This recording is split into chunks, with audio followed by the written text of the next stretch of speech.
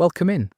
I've been wanting to do an MCU one for a while now, partly because there's just so much to talk about, and partly because at some point in the last 20-odd years, the Marvel Cinematic Universe has just sort of become this thing we all share, whether we wanted it or not. You probably know somebody who can recite the entire Infinity Saga timeline from memory. You probably also know somebody who's never seen a single one and is mildly proud of it. Both kinds of people are welcome here. Tonight isn't a deep dive analysis. It's not a ranking. There's no big argument I'm building toward. We're just going to wander through the trivia, the casting accidents, the rights deals, the ad-libs that became iconic, the cameos, the production stories, the small details that probably wouldn't fit anywhere else, but I think are quite lovely on their own. Some of this stuff I think about constantly. Some of it I forgot existed until I started pulling threads. I've laid it out in chunks, more or less by topic. Studio history, casting, individual films, the streaming era, all that. The order is loose. If you fall asleep in the middle of a section and wake up halfway through the next one, that's completely fine. Each chunk sort of stands on its own. The whole thing is meant to be background, quick housekeeping. If you like this kind of thing, the channel does a lot of these long, low-key videos about pop culture history, behind-the-scenes stuff, things to fall asleep to, subscribe buttons there if you fancy it. No pressure at all. Right. Let's start with something I find genuinely funny in retrospect, which is that this entire enterprise, the biggest film franchise in history, the universe of films and shows and merchandise that's reshaped Hollywood, almost didn't happen. Marvel as a film studio nearly went bankrupt in the 90s. They were selling off characters to other studios just to keep the lights on. And the ones nobody wanted are the ones we now think of as the headliners. It's a bit like that old story about somebody throwing out an old guitar in a skip and it turning out to be a Stradivarius. Except the Stradivarius is Iron Man. So that's where we're going to start. Right, so Marvel Studios was founded on December 7th, 1993. It wasn't even called Marvel Studios at first. It was Marvel Films, set up as part of Marvel Entertainment, and the man who put it together was Avi Arad. Arad was originally a toy executive. He'd been running Toy Biz, which had a stake in Marvel. And when the various corporate machinations of the early 90s left Marvel needing some sort of film operation, Arad was the one who got the job. He'd be running their movie efforts in some form for the next decade and change. Now, Marvel as a comics company in the 90s was, to put it very politely, a mess. Sales were bad, the speculator bubble for collectible comics had popped in spectacular fashion, and the company was bleeding money. By 1996, Marvel filed for Chapter 11 bankruptcy. That's the kind of bankruptcy where you're not done. You're trying to restructure, you're trying to survive. But it's not great. They came out of it eventually. But the years on either side of that filing were rough enough that they had to start selling things to stay alive. And the most valuable things they had were the characters. So they started licensing film rights out. This is the part that's genuinely wild looking back. Spider-Man went to Sony. Daredevil and the Fantastic Four ended up at Fox at various points. And so did the X-Men. Hulk eventually landed at Universal, in a complicated way that we'll come back to. Blade went to New Line. Punisher had been bouncing around for ages. Each of these deals was, at the time, basically a way to convert a comic book character into a small lump of cash. And here's where you have to imagine what was left over. After all those deals, Marvel was sitting on the characters that nobody had bought. Iron Man, Thor, Captain America, Black Widow, Hawkeye, Ant-Man. The Hulk had a complicated rights situation, but Marvel had the production rights back at certain points.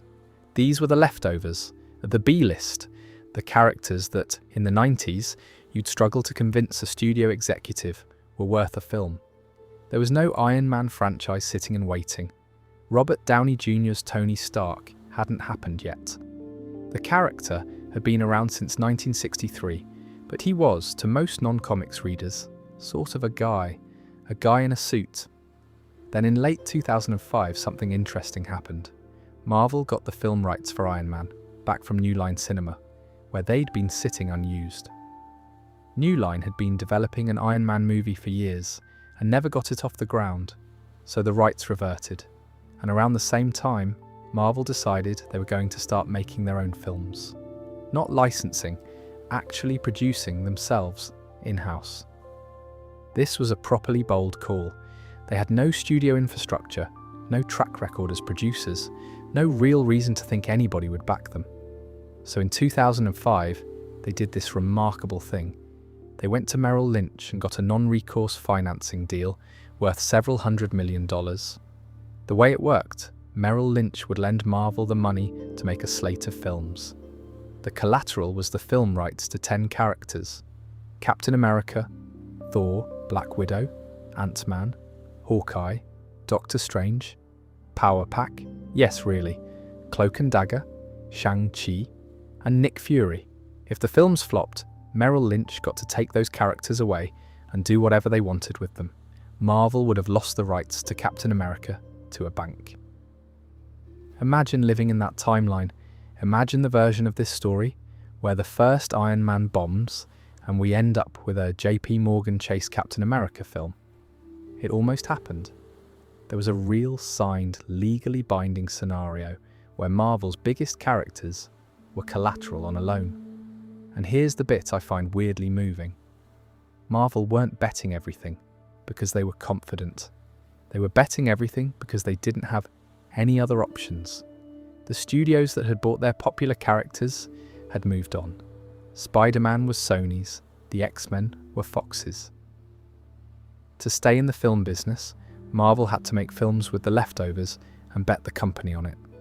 They had to convince an audience that didn't know who Tony Stark was that he was as exciting as Spider-Man. Pretty wild. The first film they greenlit was Iron Man, which was a deliberate choice and a slightly counterintuitive one. There was a thought at the time that Captain America would be the most natural first film, given the patriotic resonance and the simpler premise.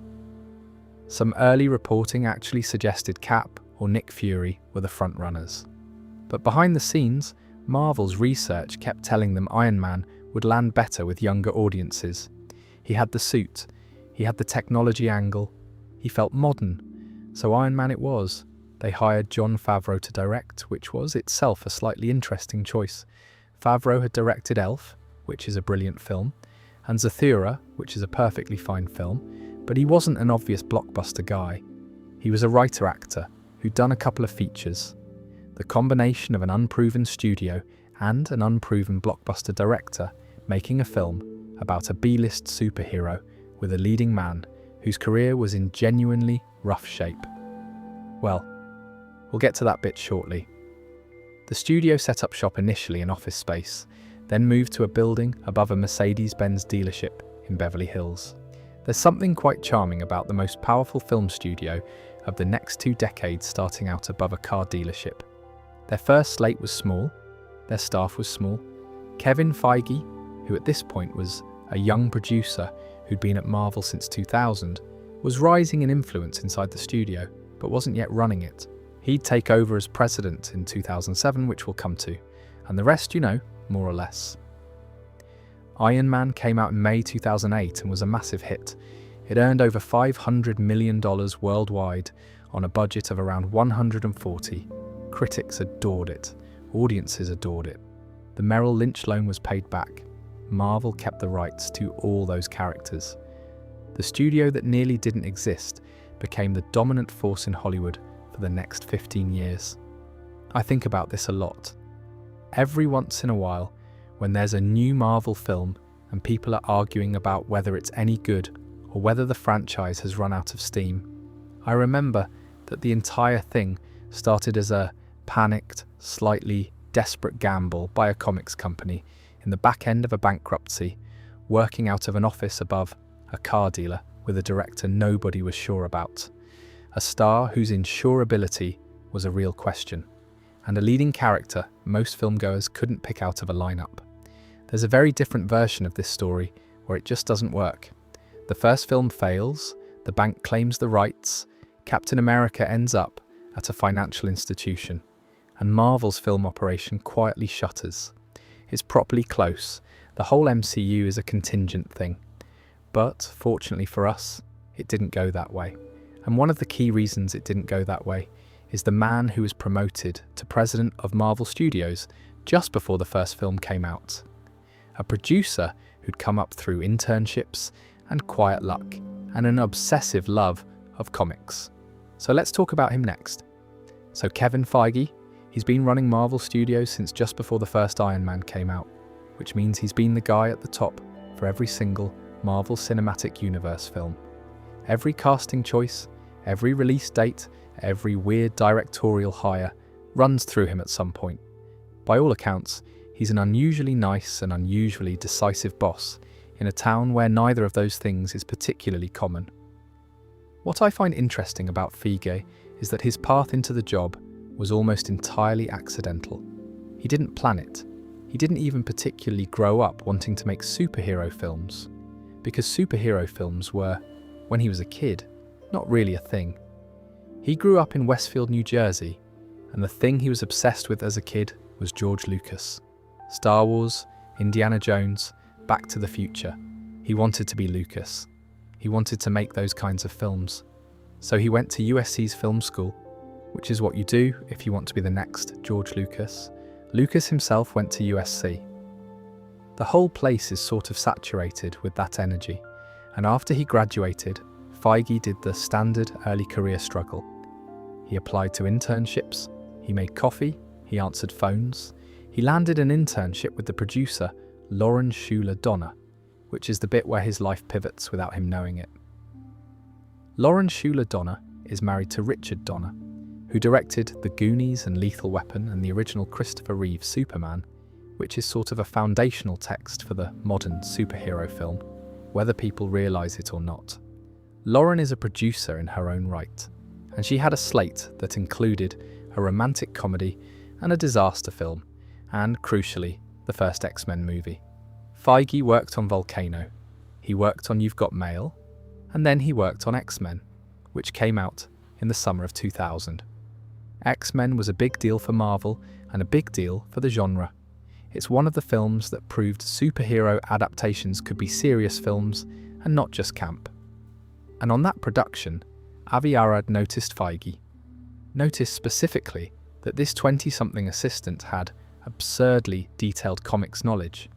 The kind of knowledge where if you mentioned a B-list villain from a 1972 issue, Feige could tell you what colour costume they were wearing. Arad needed somebody at Marvel who knew the comics inside out, and he hired Feige basically on the spot. So from 2000 onwards, Feige is at Marvel, and he's racking up credits. He's a producer on Sam Raimi's Spider-Man trilogy. He's on Daredevil. He's on Hulk, which is the Ang Lee one from 2003 with Eric Bana. He's on Blade Trinity. He's on Fantastic Four. He's basically the comics guy on every single Marvel-adjacent project at every studio for most of the early 2000s. He's not the boss. He's the guy in the room who knows what colour the costumes are supposed to be and which villain shows up on what page. And then in 2007, with Iron Man already in production, Feige gets promoted to president of Marvel Studios. He's 33, maybe 34. The studio is a few people in an office. He's got a film about a B-list character coming out in less than a year, and a slate of others lined up behind it. What's interesting about Feige's approach, and what I think is the actual reason the MCU worked the way it did, is this idea he keeps repeating in interviews. He says something like, all of us at Marvel Studios look at ourselves as fans first, which is the kind of line you might roll your eyes at if you've heard enough corporate speak. But he genuinely seems to mean it. The directors he's hired over the years tell pretty consistent stories about Feige knowing the comics inside out, having very specific opinions about character moments, but also being willing to listen and trust them. The Joss Whedon hire for the Avengers, Feige did that, partly because Whedon is a comics guy. The James Gunn hire for Guardians of the Galaxy, the studio was skeptical at first, but Feige pushed it. The John Watts hire for Spider-Man: Homecoming. the Russo brothers who'd mostly done sitcoms before getting Captain America, the Winter Soldier. None of these were obvious choices. The thing they all had in common was that Feige looked at them and saw somebody who got it. There's a fun small detail I keep coming back to. Feige was, for a stretch in the 90s, college roommates with Jeff Johns. Jeff Johns is one of the most influential modern DC Comics writers and was for a while in charge of DC's film slate. So at one point you've got the guy running Marvel's films and the guy running DC's films sharing the same flat. Apparently, they're still friends. I find that delightful. Imagine what that group chat looks like. The other detail I find sort of touching is that Feige's office reportedly had, for years, a pile of comic books and notes he'd been keeping since the early days. The whole MCU has been planned out in some form on whiteboards and in binders that are obsessively maintained. Multiple directors have described being walked into a room and shown a giant board with the entire interconnected slate laid out years in advance. Things shift, things change, but the structure has always been there, always been Feige's plan. In 2019, after Disney bought Marvel and integrated everything more closely, Feige was given an additional title, Chief Creative Officer of Marvel Comics. So he's now in charge of the films, the streaming shows, and the comic books. Effectively, he's running the entire creative direction of the brand. It's a level of consolidated power for one person that hasn't really existed in popular entertainment for a very long time. And the person holding it is, again, a nice former intern who got into the business because he loved Star Wars and made coffee for the Donners. I think the reason this works as a sleep fact, by the way, is that it's so much less dramatic than the films suggest. The whole behind-the-scenes story of Marvel is just somebody who really likes comics making decisions on instinct and being mostly right. That's it. There's no grand conspiracy. There's no clever plan that explains everything. It's a guy with a comics collection and very good taste in directors. Feige has produced, at this point, more films than I can comfortably count without going to look it up. He's had every single one of those open at number 1 at the box office, which is a record that's almost certainly never going to be broken. He has, at the time of recording, an Oscar nomination for Best Picture from Black Panther. He is, however you want to measure it, the most successful film producer alive. And he started by washing the cars of producers and rewriting comics annotations for Avi Arad in 2000. So that's that. Worth thinking about.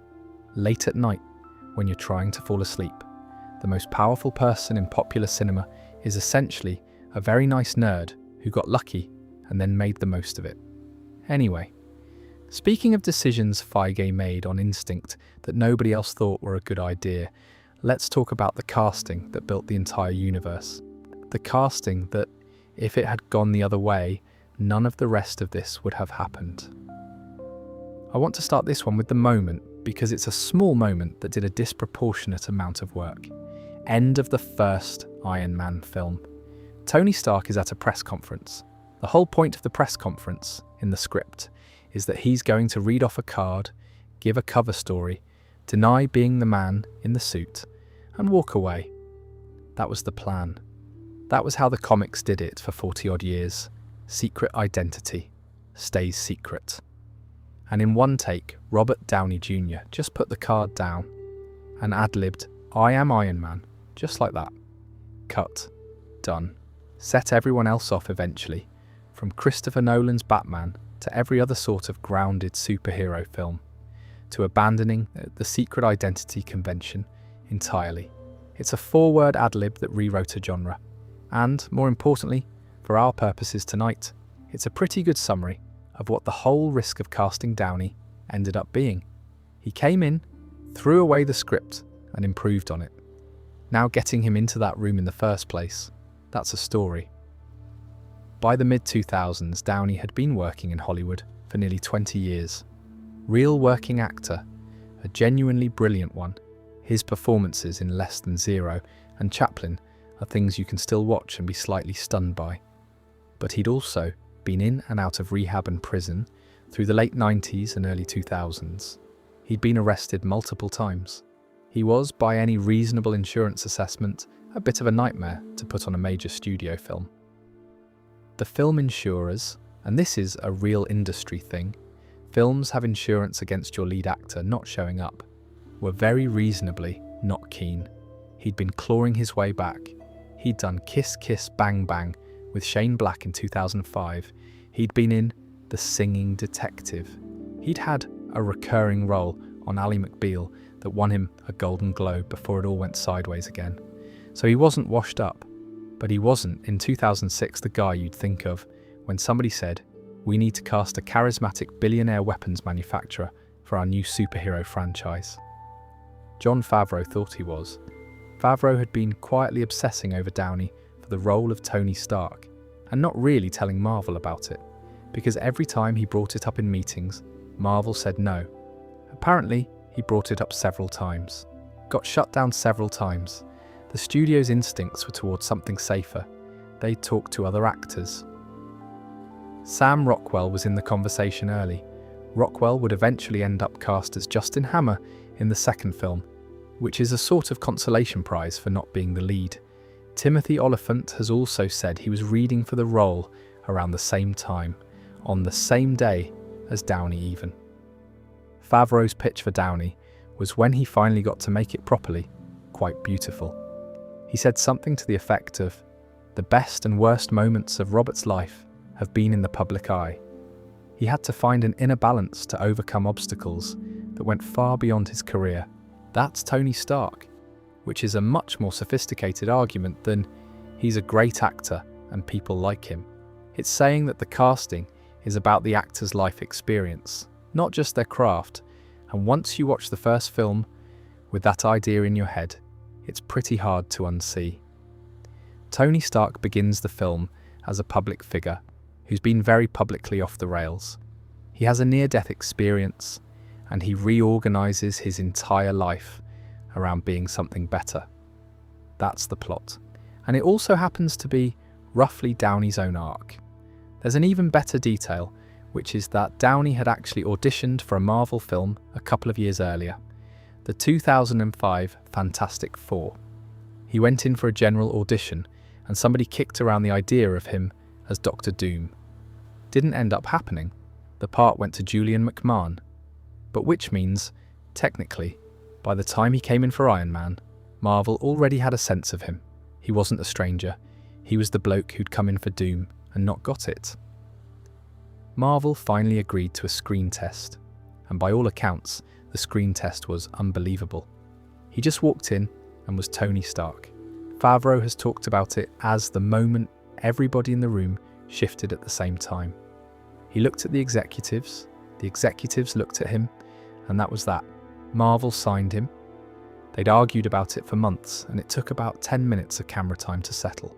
What's interesting is what then happened to the production, because the film was originally going to be a relatively straightforward script, the way studios prefer, and Downey came in and started rewriting it, or rather, he and Favreau started rewriting it. Together, off the cuff. They'd stay up late after shooting, working on scenes, reworking dialogue, finding new ways to play moments. There's an entire monologue near the start of the film, the Jericho missile speech, where Tony's selling weapons to a military audience in Afghanistan, that Downey wrote on the day. There's a scene with him eating cheeseburgers in the back of a car after he gets home, mostly improvised. The whole film took on this loose, conversational quality that Marvel hadn't intended and absolutely benefited from. Downey gained over 20 pounds of muscle for the part, which I think is one of those things that gets quoted because it sounds impressive, but is also, weirdly, the least interesting part of his preparation. The acting work he did was the real thing. The physical transformation was a side detail. There's a Jon Favreau line I love about all this. He said Downey was the puzzle piece that made it all work, which is a very generous thing for a director to say. Most directors take credit for things. Favreau's entire framing of the film, in interviews since, has been, Robert was the reason. Robert worked out the tone. Robert is why we have a studio at all. Kevin Feige has said versions of this too, which we touched on a moment ago, The thing he says, and he says it pretty consistently, in different forms, is that they wouldn't have a studio if Downey hadn't worked out. Meaning, more specifically, that the tone Downey discovered in the first film became the tone of the entire franchise. The wisecracking, the vulnerability under the wisecracking, the sense of a man who is constantly performing and is sometimes trying not to. The MCU's whole house style came out of one casting choice and the back and forth between an actor and a director who couldn't quite believe their luck. Downey would play Tony Stark for the next 11 years.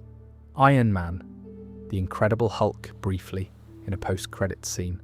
Iron Man 2, The Avengers, Iron Man 3, Age of Ultron, Civil War, Spider-Man Homecoming, Infinity War, Endgame.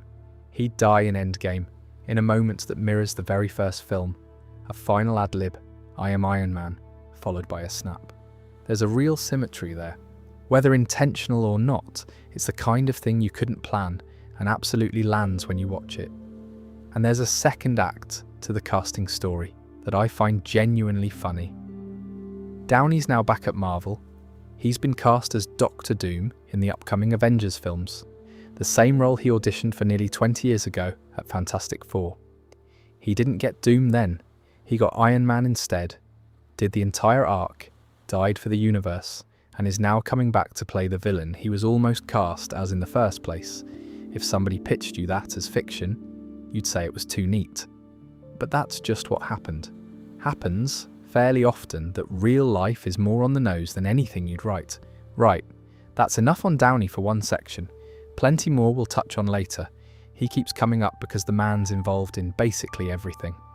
But for now, let's pivot to one of Marvel's first films that has, despite being part of the same continuity, kind of fallen out of the conversation. Here's a small experiment for you. Try to think about every Phase 1 Marvel film without me prompting. The first Iron Man, obviously. Iron Man 2, Thor, Captain America, the first Avenger, the Avengers, and there's one more. There's the orphaned one. The one nobody quite remembers is in the lineup, The Incredible Hulk. June 2008, came out about 6 weeks after the first Iron Man. It is canonically part of the MCU. Tony Stark even shows up in the post-credits scene to chat to General Ross at a bar. And yet, when people make Marvel marathon plans, they'll often skip it entirely, and Marvel itself has spent the better part of 15 years quietly pretending it's not really there. Edward Norton played Bruce Banner in that film. He was, on paper, a very sensible choice, a serious actor with an interest in scripting and reworking dialogue, somebody who could give the character the haunted fugitive quality the script needed. The film itself isn't bad, by the way. I think it's underrated. It's a perfectly competent superhero thriller with some good action, a very strange Tim Roth performance as the Abomination, and Liv Tyler being charming as Betty Ross. If it had come out at any other time, it'd probably be a fairly well-regarded entry. But it came out at the exact moment Iron Man was changing what these films could be. Iron Man had this loose, witty, character-driven energy that was unlike anything else. The Incredible Hulk was a more traditional film. Solid, but not the same. And on top of that, behind the scenes, things had got difficult. Norton, who, as I mentioned, cares a lot about scripts, had got heavily involved in shaping the film during production. He was rewriting bits, reworking scenes, having opinions about the cut. By all accounts, the working relationship with Marvel was tense. There were arguments about the runtime, about which scenes stayed in, about the tone. Marvel wanted one thing, and Norton wanted another, and the whole thing got, fractious. When it came time to make the Avengers a few years later, Marvel announced they wouldn't be bringing Norton back. The official statement was about wanting somebody who matched the collaborative spirit of the team, which is corporate speak for, "We'd rather not work with him again." It's the kind of statement that makes you wince a bit when you read it. Norton has talked about it occasionally in interviews since. He's never been particularly bitter about it, but he's also clearly never quite got over the strangeness of being, briefly, the MCU's Hulk. and then not being, so Marvel had to recast. And they went to Mark Ruffalo, this is the second time we've come across this pattern in this video, by the way, a slightly counterintuitive choice. Ruffalo wasn't a blockbuster guy, he was an indie actor. He'd been in You Can Count on Me and Eternal Sunshine of the Spotless Mind and Zodiac. Not the sort of guy you'd cast as a green rage monster, exactly. But what Ruffalo brought was a kind of wounded gentleness that the other big-name candidates probably wouldn't have. He plays Bruce Banner as a man who's quietly tired all the time. There's grief baked into the performance, and the casting also coincided with a technical leap.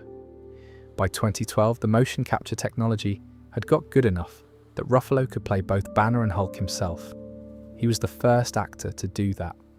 The earlier films had used different actors for the green guy. With Ruffalo, you had one actor doing both, which means the Hulk has Ruffalo's face under there. Sort of. It's his expressions, his movement. There's a brilliant production detail here, which is that Lou Ferrigno, the original Hulk from the 70s television show, has been quietly involved in pretty much every modern Hulk film. He voiced the Hulk's grunts and roars in the 2008 Edward Norton film. He came back to do the Hulk's voice for the Avengers in 2012. He's even appeared on screen. He played a security guard in Ang Lee's 2003 Hulk and showed up briefly in the Norton film as well. There's a sort of unbroken Hulk lineage through one man. Quite lovely, honestly. Now here's the bit about the rights situation that I promised earlier. The Hulk character is owned by Marvel, but the distribution rights to a standalone Hulk film are held by Universal. This dates back to a deal from before the MCU existed, when Marvel licensed Hulk out the way they licensed Spider-Man and the rest. Marvel kept the right to put the Hulk in films alongside other heroes, which is why he can be in Avengers films and Thor films and so on. But if you want to do a solo Hulk movie and put it in cinemas, Universal would need to be involved on the distribution side, and the economics of splitting it have, apparently, never worked for either party. That's why we've never had a Mark Ruffalo solo Hulk film. People have asked for one for years. The answer is always some version of, it's complicated. It's complicated because of a deal that was signed when both companies thought the Hulk was a one-off. Now nobody can quite agree on terms. What Marvel has done instead is sort of distribute the Hulk story across other films. Banner gets a nice arc in Avengers. He gets some great scenes in Age of Ultron. He has a major role in Thor, Ragnarok, which is essentially a buddy comedy with Thor and Hulk on a junk planet. By Endgame, he's transformed into Smart Hulk. He and the Hulk have merged, and he's now this oddly chill green academic who wears jumpers and gives autographs, which is genuinely one of my favourite character developments in the franchise. The sad, overwhelmed scientist becomes a comfortable, middle-aged man who's at peace with himself. There's a niceness to that. Tim Roth, as the Abomination, also had a strange arc. He's barely mentioned for over a decade after the 2008 film, and then suddenly he comes back in Shang-Chi in 2021, fighting in an underground arena, and then he turns up again in She-Hulk, where he's joined a sort of self-help group for supervillains and is genuinely trying to be a better person. He's gone full California. It's brilliant.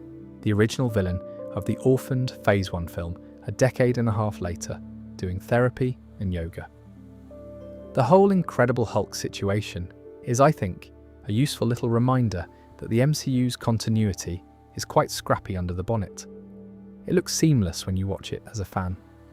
The whole it's all connected idea sells itself as this elegant master plan, but under the surface it's full of these awkward bits of tape, characters that got recast, films that got de-emphasized, rights deals that nobody can renegotiate. The wider it gets, the more visible the patches become, and there's something quite human about that. Anyway, from an actor who got recast to one who very nearly didn't take the part at all, the bloke who turned down Captain America twice before finally saying yes. There's a list somewhere in a Marvel office of all the actors who almost ended up playing Captain America. It's a longer list than you'd expect. Channing Tatum was a serious contender at one point. John Krasinski went in for an audition and has spoken about it on talk shows since. Apparently he tried on the suit, looked in the mirror, and immediately knew he wasn't the guy. Sebastian Stan auditioned for Steve Rogers and got cast as Bucky Barnes instead, which is a casting decision that worked out so well, it seems inevitable now. But at the time was right, we like you, but for this other thing, cool. Will Smith's name has been thrown around in casting rumours, though that's the sort of thing that's hard to pin down. The Marvel Studios' approach to casting has always involved a wide net. They audition a lot of people, narrow it down, and then keep the lists confidential. So you get a lot of "I almost played Cap" stories floating around that may or may not be entirely accurate. The person who eventually played him, of course, was Chris Evans. And the interesting thing about Evans is that he didn't want the part. He turned it down. Not once, twice. The reason was anxiety, more or less. Evans has talked about this fairly openly in interviews. By 2010, he'd been working as an actor for about a decade, mostly in supporting roles and ensemble films. He'd been in the 2005 Fantastic Four as the Human Torch and its sequel in 2007, so he already had a Marvel character on his CV. He was getting offered Captain America, and it wasn't excitement that he felt, it was dread. The thing he kept getting stuck on was the contract length. Marvel wasn't asking him to do one film. They were asking him to commit to something like 9 films, possibly more. Spread over a decade, with clauses about availability, character ownership, all the rest, which when you're an actor in your late 20s sounds less like a career opportunity and more like signing your soul over. Evans has said in various interviews that he had genuine panic about it. He'd been a private person, more or less, before all this. He liked working on smaller films. He liked his life. The idea of becoming Captain America, meaning in real life, having paparazzi outside his house, having every public appearance be a Marvel-related thing, having his face be on lunchboxes, was to him a real source of distress. He turned the role down twice, the story goes, before changing his mind. The thing that apparently shifted it for him was, in part, a conversation with Robert Downey Jr. Downey, by this point, had a couple of years of MCU experience, had seen what the franchise was doing, and was reportedly very persuasive in arguing that Evans should give it a go. Downey is, by all accounts, very good at the encouraging younger actors thing. Several Marvel actors over the years have similar stories about him. Anyway, eventually, Evans said yes. And the rest, you know. There's a separate physical thing I want to talk about, which is the skinny Steve Rogers business. In Captain America, the first Avenger, the version of Steve before he gets the super soldier serum is this small, scrawny, sickly-looking lad. About 5'4", very thin, runs out of breath going upstairs. Evans, in real life, is not that.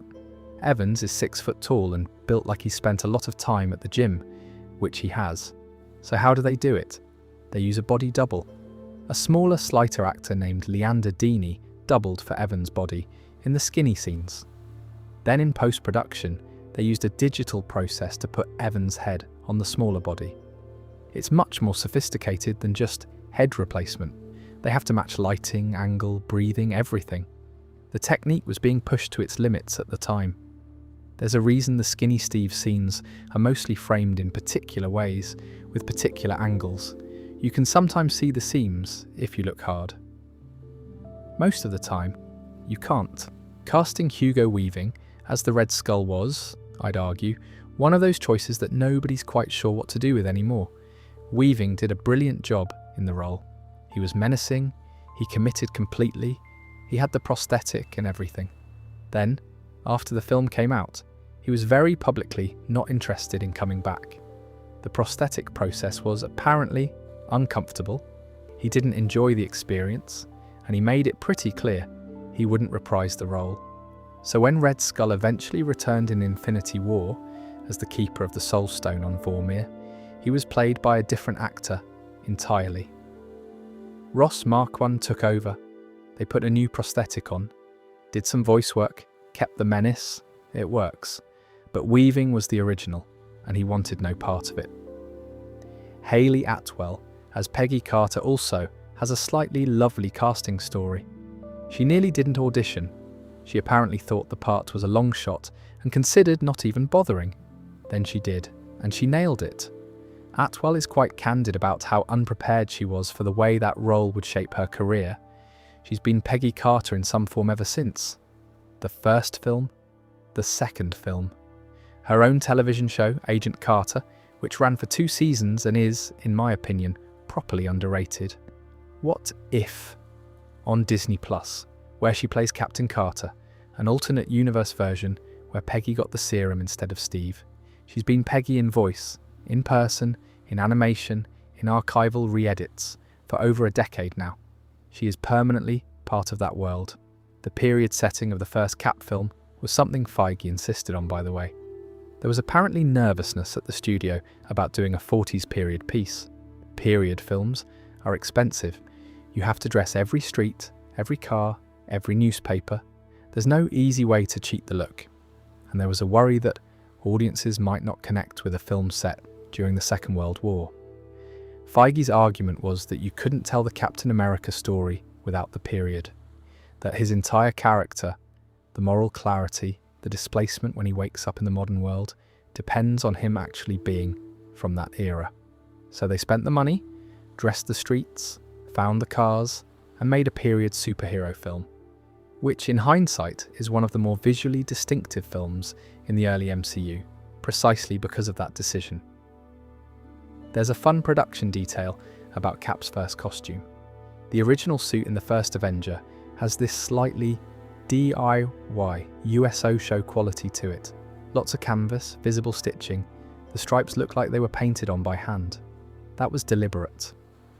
The idea was that Steve gets dressed up in this propaganda costume to sell war bonds, and only later, when he becomes an actual soldier, does he get the more functional military version. So the suit progresses through the film. By the time he's storming Hydra bases, in the third act, he's in something that actually looks like combat gear.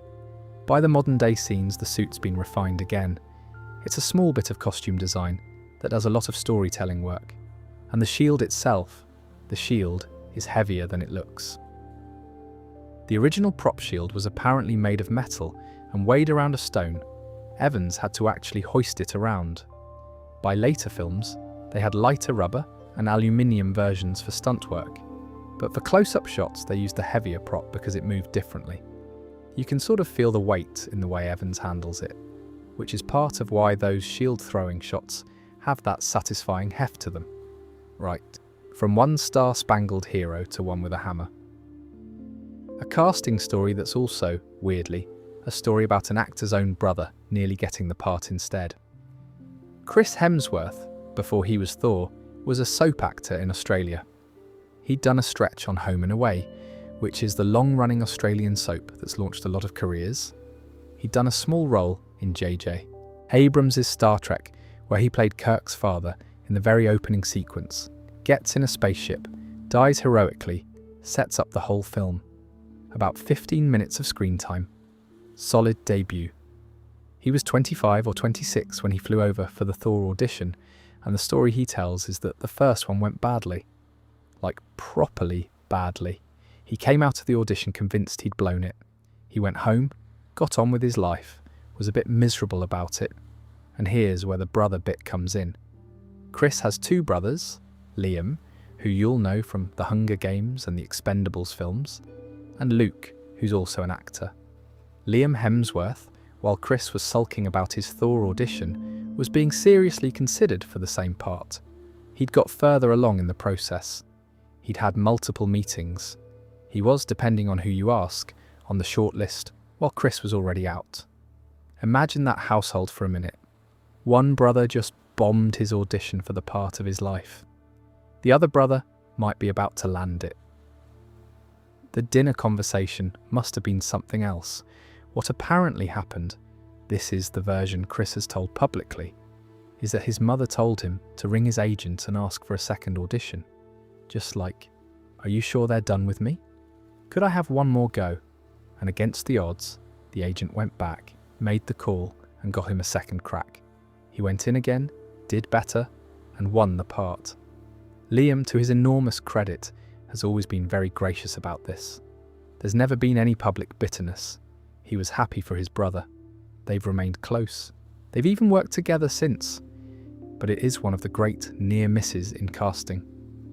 Imagine a Marvel Cinematic Universe with Liam Hemsworth as Thor, different career trajectories all round. The director of Thor was Kenneth Branagh, which was again a slightly counterintuitive Marvel choice. Branagh is a Shakespearean actor and director. He'd done Hamlet, he'd done Henry Five, he was known for theatrical, classical, RSC-style filmmaking. Hiring him to do a film about a Norse god flying around, hitting people with a hammer, is the kind of choice that, when you say it out loud, sounds like a mismatch. Marvel's pitch to Branagh was that Thor wasn't a superhero film, exactly. It was a Shakespearean family drama about two brothers and a father, set in a magic kingdom with a bit of fighting, which, if you watch the first film, is very accurate. The plot is essentially King Lear with hammers. There's a father with two sons. One son is favoured. The other son discovers he's adopted and has been deceived for his entire life. Family disintegrates. Exile happens. The favoured son has to be humbled before he can come home. It's all there. Branagh apparently agreed precisely because of the Shakespearean angle. Marvel got a director who could draw genuine emotional weight out of the family scenes, which is what makes the first Thor work. The Asgard scenes have a stagey, declarative quality that feels right for the world. The dialogue has rhythm. People speak in slightly elevated phrasing. None of that would have happened with a more traditional action director. A casting detail that I love. Tom Hiddleston originally auditioned for Thor, not Loki. Thor. He went in for the lead. He apparently put on weight and worked out for the audition. There's a tape somewhere of him auditioning for the title role. He didn't get it, obviously. Hemsworth got it, eventually. But Branagh saw something in Hiddleston that worked for Loki and pushed for him in that part instead. Which is one of those casting redirections that feels obvious in retrospect. Hiddleston has the silver-tongued precision the role needs. He has the slightly wounded edge. He's been Loki for over a decade now, including his own television show, and the character has arguably become one of the most popular in the entire franchise. Anthony Hopkins played Odin, which was another one of those genre-elevating casting choices. Hopkins is, Anthony Hopkins. Two-time Oscar winner, Hannibal Lecter himself.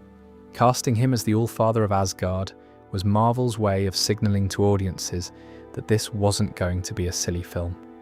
The Shakespearean ringer in the room. There's a small detail I find quite funny. Hopkins reportedly wasn't a huge fan of the gold contact lenses he had to wear for Odin's eye.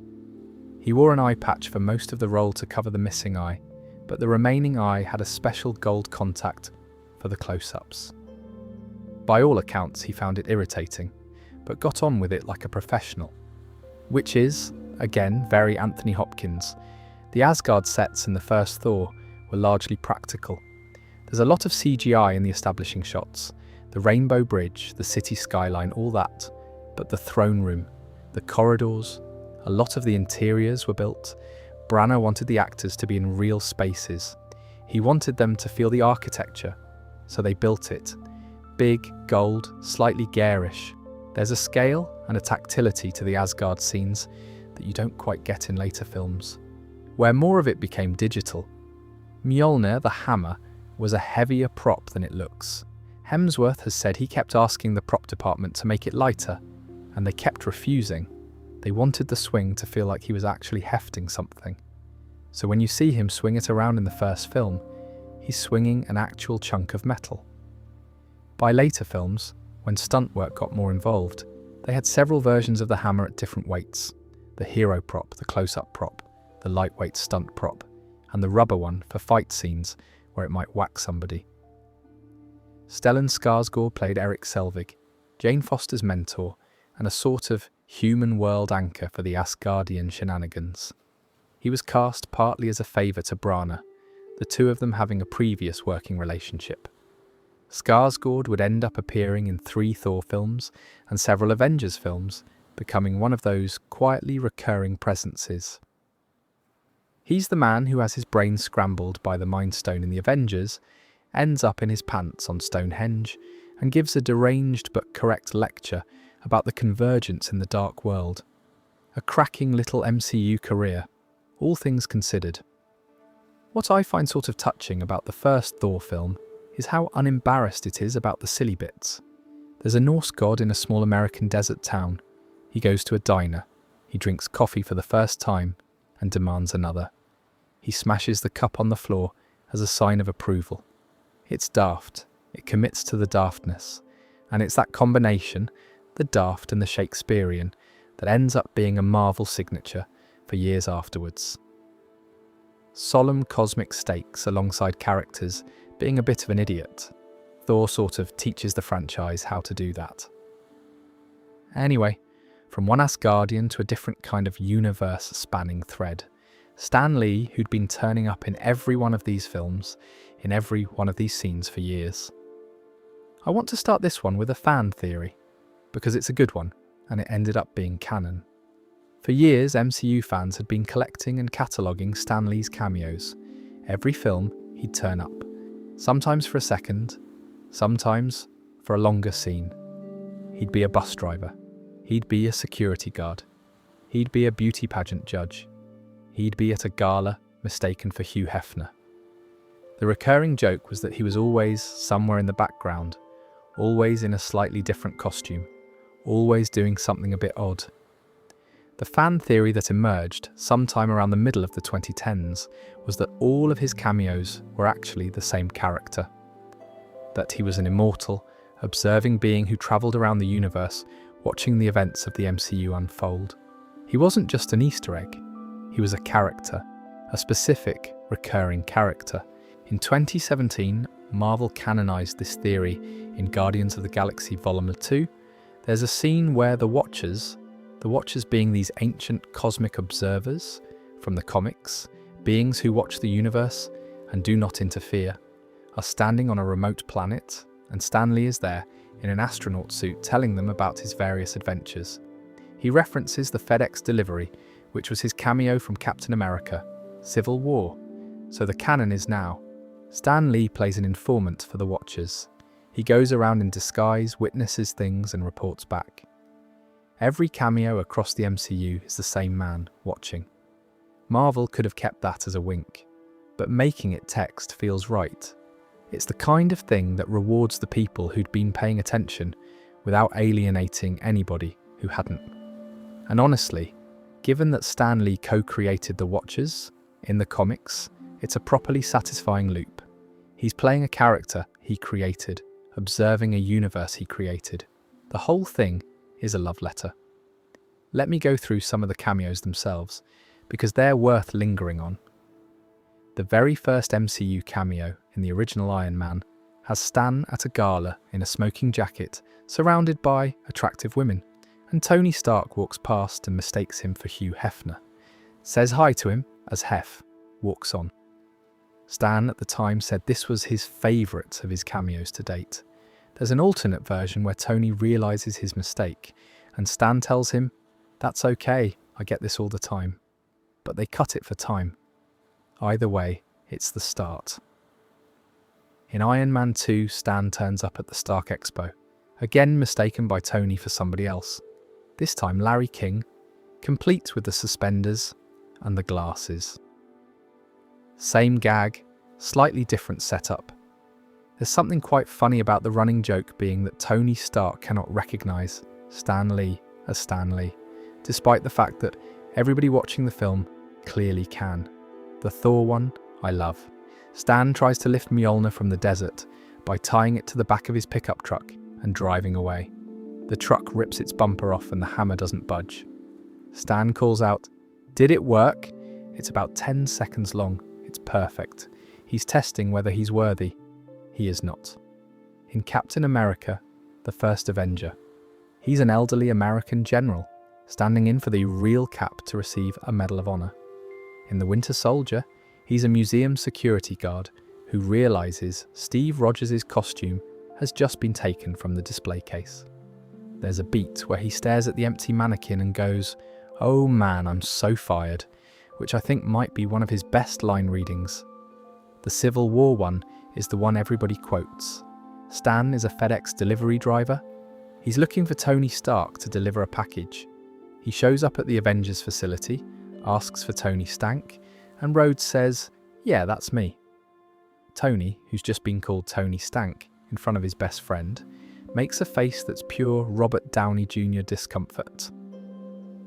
The whole bit is about 10 seconds. It's brilliant. In Doctor Strange, he's on a bus, reading The Doors of Perception by Aldous Huxley. Completely unfazed, as Strange and the antagonist tear through traffic around him. He just laughs and turns the page. Very on brand for the character. Thor. Ragnarok puts him on Sakaar, where he's a barber giving Thor his haircut. He's holding the buzzing implement, smiling slightly menacingly, and he says, "My hands aren't as steady as they used to be." Just enough threat to get a laugh. Then they cut. Black Panther has him in a Korean casino, taking T'Challa's unclaimed casino tokens and walking off with them. Infinity War has him driving the school bus that Peter Parker is on when the children of Thanos show up. Peter glimpses the alien spaceship out the window, and you can briefly see Stan in the driver's seat. Ant-Man and the Wasp gives him one of his last properly funny ones. The Wasp uses a PIM particle disc to shrink a car as part of a chase, and the car turns out to be Stan's. He gets out, looks at his shrunken vehicle on the road and says, "Well, the 60s were fun, but now I'm paying for it." It's a great little aside. He looks tired in that one. He'd have been about 95. Stan Lee passed away in November 2018. By that point, according to Joe Russo, several upcoming cameos had already been filmed. The Russos did this deliberately. They sat Stan down for what would essentially be a series of cameo shoots, banking enough material to cover the films coming out in 2019. Captain Marvel was the first MCU film released after his death. The producers of that film made a very lovely gesture. They replaced the standard Marvel Studios logo at the start with a montage of Stan Lee's cameos. And at the end of the montage, there's a card that just says, "Thank you, Stan." It plays in cinemas like a memorial. People in screenings reportedly cried. It's the only time the studio has personalised that logo for a single person. Inside the film itself, Stan appears as himself, on a train, reading the script for Mallrats. Carol Danvers walks past and they share a smile. He'd actually had a cameo in Mallrats in 1995, so it's a callback inside a callback. That cameo had been filmed before his death. The smile from Carol was reshot afterwards, partly so the moment would land properly. Endgame went one further. There's a scene where the Avengers have travelled back to 1970, and as they're driving across Camp Lahai, Stan Lee zooms past in a car, digitally de-aged to look as he did in 1970, shouting, "Hey man, make love, not war," out the window. They also digitally recreated his late wife Joan, sitting in the passenger seat. So his final cameo isn't just him, it's a posthumous reunion. The man and his wife of nearly 70 years, both digitally restored, driving past a young Captain America. It's a bit much, honestly, in a good way. That was the last one in a film he was alive for any part of. There are tributes elsewhere. The WandaVision episodes, the Loki TVA portrait that looks suspiciously like Stan, the Stanley's Pizza Parlor reference in What If, the magazine cover in Venom, but the genuine cameos ended at Endgame. Stan Lee's cameos became, over the course of the MCU, this small ritual. You'd watch a Marvel film, and somewhere in the middle you'd see him, and you'd nudge whoever you were sitting next to. A whole generation of filmgoers grew up doing this.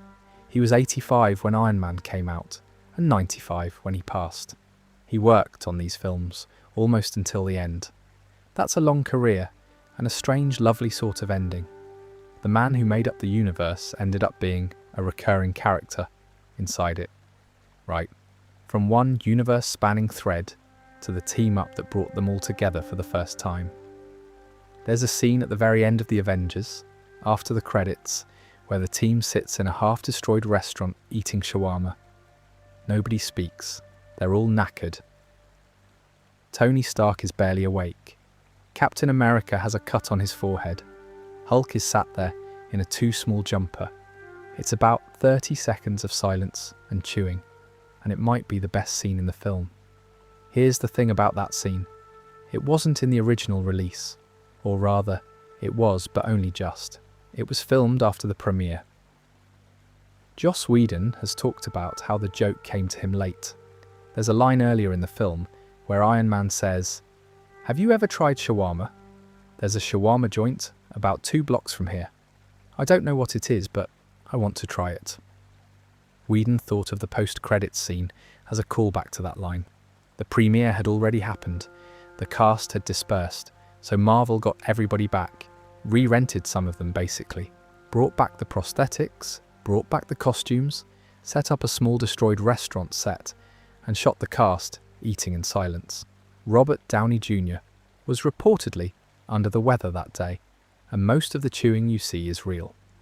Mark Ruffalo, who'd had to put on the prosthetics for the bigger Hulk moments, was in his post-Hulk regular clothes, just looking slightly stunned.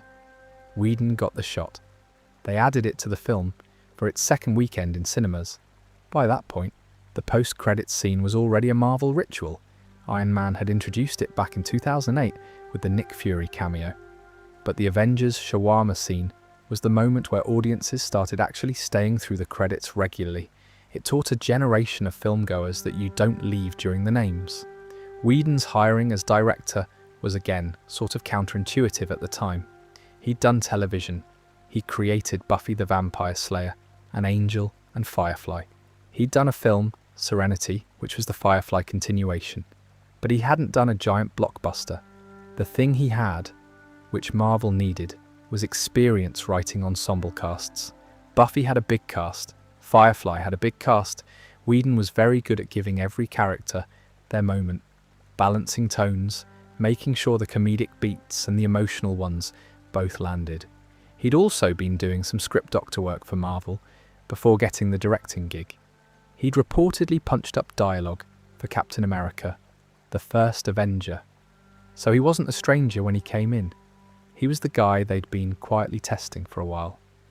The Avengers came out in May 2012 and was, at the time, just absurdly successful. It was the third highest grossing film ever made on its release. It earned more in its opening weekend than most films earn in their entire run. The reviews were excellent. The audience response was rapturous. Marvel had spent 5 films and 4 years building toward this team-up, and it actually delivered. The thing I like most about the film, and I think this is what Whedon brought specifically, is that every character gets a moment. Black Widow's interrogation scene, where she's the one who's actually playing the man interrogating her. The bit where Captain America gives a tactical breakdown to the team in the middle of the New York battle. Hawkeye getting his redemption after being mind-controlled. Hulk having the puny god moment with Loki, which is genuinely one of the funniest things in any superhero film. The 360-degree shot of all 6 Avengers standing in a circle, ready to fight. That shot has been mimicked and copied so many times since that it feels like a cliché, but it was the first time it'd been done properly. And it works because Whedon had earned each of those characters' presence in the frame. A small production detail, most of the Battle of New York was shot in Cleveland, Ohio. Cleveland was used to double for Manhattan because the Cleveland authorities were extremely cooperative, the streets had a similar look, and the costs were lower. So a lot of the iconic Manhattan being destroyed shots are actually Ohio. There are reportedly a few buildings in downtown Cleveland that, if you look closely, are visible in both Avengers and Avengers Endgame, doubling for different parts of New York City. Cleveland has done very well out of being a Marvel location.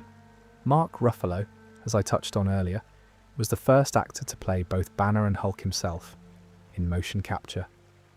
The technology for that had got good enough by 2012 that he could put on the suit, do the performance, and have Hulk be a digital version of him doing the same thing. There's a whole sequence in the S.H.I.E.L.D. helicarrier where Banner transforms into Hulk and starts ripping through the corridors, And that's all Ruffalo's facial work being mapped onto the digital character. He's got Ruffalo's eyebrows. He's got Ruffalo's expression.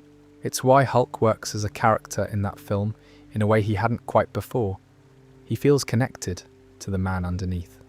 The Loki performance from Tom Hiddleston in this film, by the way, is one of those things where an actor in a relatively new role decides what the character is forever. He'd done one Thor film before this, where Loki had been the wounded younger brother. In the Avengers, he commits fully to villain mode. He's gleeful, he's slightly camp. He gets to monologue, he gets to be hit by the Hulk and end up in a small Loki-shaped crater in the floor.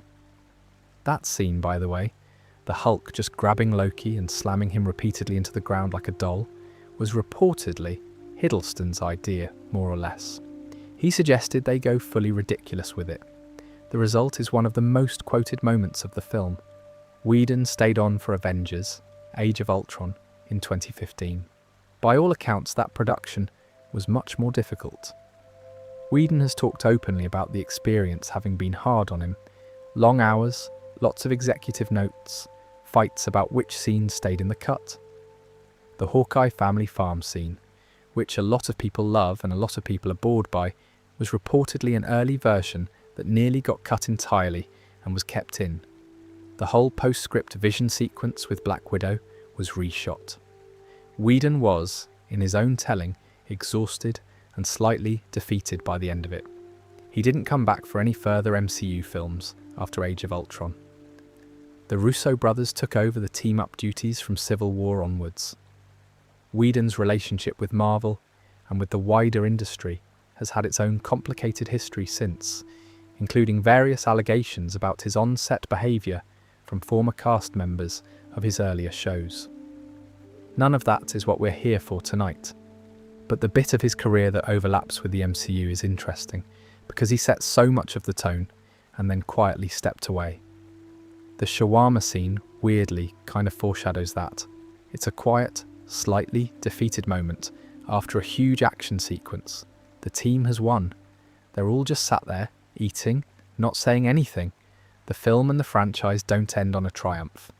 They end on people too tired to talk, which is one of the most human notes Marvel ever struck. Right, from one massive ensemble to a film about a talking raccoon and a sentient tree. The film that, when Marvel first announced it, had a lot of people thinking the studio had finally lost the plot. There's a single object that defines Guardians of the Galaxy more than any other, the Sony Walkman cassette player Peter Quill carries around. It's not a prop in the usual sense. It's the foundation the whole film is built on. When James Gunn started writing Guardians, he didn't write the script and then go shopping for music. He chose the music first. Awesome Mix Volume 1, the soundtrack of 70s and early 80s pop and soft rock that plays throughout the film, was effectively decided before most of the scenes were. Gunn would pick a song, decide what it was for, and write the scene around it. The opening sequence on Morag, where Quill dances through the alien ruins to Come and Get Your Love by Redbone, that was written to that song. The Hooked on a Feeling prison sequence, the Cherry Bomb jailbreak, the I'm Not in Love closing montage. Each of these scenes existed in his head as music videos before they existed as anything else. This sounds like a small thing. It's actually a pretty radical approach. Most films treat music as something you put on top once everything else is done. Gunn's approach was the opposite. The music was the skeleton, and the film grew on it. And the result is that when you're watching Guardians of the Galaxy, the songs feel inevitable. They're not soundtrack choices, they're structural. Awesome Mix Volume 1 became the first soundtrack album of all previously released music to reach #1 on the Billboard 200, which is a weird record but a properly satisfying one. Some Disney executive somewhere had to explain to a board meeting that they'd accidentally got a chart-topping nostalgia album out of a film about a raccoon. James Gunn himself is a slightly unlikely figure to have ended up running this corner of the MCU. His early career was at Trauma Entertainment, the indie horror studio responsible for The Toxic Avenger and other films of similar artistic ambition. He'd written and directed low-budget horror. Slither in 2006, Super in 2010. Funny, dark, idiosyncratic stuff. He wasn't a blockbuster director. He was the guy you hired if you wanted something a bit weird, and a bit bloody, and a bit personal. Marvel hired him in 2012 to direct Guardians, which at the time was widely considered a strange call. The property was obscure even within Marvel Comics. Most casual fans didn't know who any of these characters were. The talking raccoon and the sentient tree were the kind of things studios generally avoided putting in mainstream summer releases. The pitch sounded mad on paper. Chris Pratt was, by Pratt's own account, near the bottom of the casting list for Peter Quill. He'd been doing Andy Dwyer on Parks and Recreation, which is brilliant television but is also explicitly the role of a sweet, dim, slightly oblivious man-child. Marvel was looking for a leading man, not a sitcom himbo. Pratt has talked about how he wasn't even particularly interested in the role at first. He was tired of the audition circuit, didn't think he had a chance, didn't really want to lose weight and get in shape for a role that was almost certainly going to go to somebody else. Gunn pushed for him after a single chemistry read. The story Pratt tells is that he came in not trying particularly hard, did his thing, and Gunn looked at the casting director and said, "That's the guy." Pratt then went off and lost about 30 kilos and got into the kind of shape required for the role. There's a famous before and after shot from that period. It's properly dramatic. Bradley Cooper voicing Rocket is the casting that was the strangest at the time. Marvel didn't really tell anyone who'd been cast as the raccoon for ages. People started guessing. Eventually it came out that it was Cooper, who at the time was a huge film star. He'd just done Silver Linings Playbook and was somehow now playing a CGI raccoon. Cooper apparently did all his work alone, in a booth, separately from the rest of the cast. He had no idea what the other actors were doing. He just had Gunn directing him through a microphone. What Cooper brought was something none of us were expecting, which is genuine emotional vulnerability.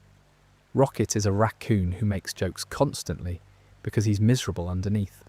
The cackling, the cynicism, the bravado, it's all cover. There's a scene in the first film where Rocket gets drunk and starts ranting about how he was made, about how somebody cut him open, took him apart, put him back together. He says nobody asked to be made. Cooper plays that scene with such rawness that you forget you're listening to a digital animal. Vin Diesel as Groot is the other casting nobody could quite believe at first. Diesel has this enormous voice. You'd think they'd have hired him to voice the giant villain. Instead they got him to say, "I am Groot," in different inflections for the entire film. Diesel apparently took the role very seriously. He recorded the line in multiple languages, separately, for the international releases. There's a French Groot, a Spanish Groot, a Mandarin Groot, all Vin Diesel. He has talked in slightly emotional terms about how much the role meant to him. He keeps a little Groot tattoo. Whether that's all real, I don't know. With Diesel, you sometimes can't tell where the bit ends. Dave Bautista, the wrestler, played Drax. Bautista has spoken about how he was the first time zone challenged actor on set. He'd come in jet-lagged and slightly disoriented from a wrestling tour, and Gunn would just say, "Perfect, that's the character." Bautista has surprised a lot of people with how good he ended up being. He's got proper comic timing. The way he delivers lines like, "Nothing goes over my head, my reflexes are too fast," is character work. He commits absolutely. Zoe Saldana plays Gamora. Karen Gillan plays Nebula. Michael Rooker, a longtime collaborator of Gunn's, plays Yondu. Sean Gunn, James Gunn's brother, plays Krieglin, and also did the on-set physical performance for Rocket, walking around in raccoon marker tracksuits, while Bradley Cooper recorded the voice elsewhere. Marvel apparently kept Sean on payroll for the entire trilogy as Rocket's body double. It's a small family business detail I find quite charming. There's a lovely Stan Lee detail from the first film. The cameo we see where he's a Xandarian ladies' man being scanned by Rocket is actually a substitute. The original Stan cameo was going to be him being an exhibit in the Collector's Museum, where he'd be giving Groot the middle finger from inside a glass case. Apparently, it was filmed with a body double, but cut from the final film. So somewhere, there exists a deleted scene of Stan Lee in a museum exhibit flipping off a tree. Truly a film I would like to have seen. The Collector himself, played by Benicio del Toro, was meant to be a more substantial character in the trilogy. There were plans for him to come back in a much bigger way. He never quite did. He shows up in Infinity War briefly, his collection having been mostly destroyed off-screen. Sometimes that's what happens with these big franchise plans. Characters you assume will recur fade out, and you only notice years later. Guardians ended up making over $770 million worldwide, which was deeply unexpected. Marvel had bet on a property nobody had heard of, with a director from low-budget horror, with a leading man known mostly for sitcom work, with two of the biggest characters being a raccoon and a tree, and it just worked. The thing about Guardians that I keep coming back to, though, is the tone.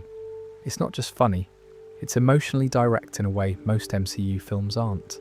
It's about found family, about loss, about being put together wrong and learning to live with it anyway. The closing sequence where the team are dancing in a wrecked spaceship to the closing credits song is not what most superhero films end on. It's quieter, it's softer, it's the small group of misfits being content for a minute. That tonal range is Gunn's thing, and the films are better for it. Right.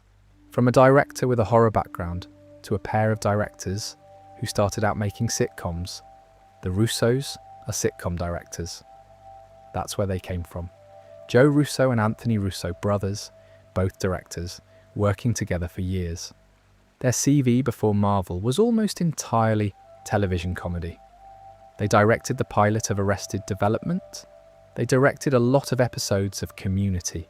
Specifically, and this is the bit that, in retrospect, is the joke, they directed Community's 2 paintball episodes, the really actiony ones. Modern Warfare and A Fistful of Paintballs.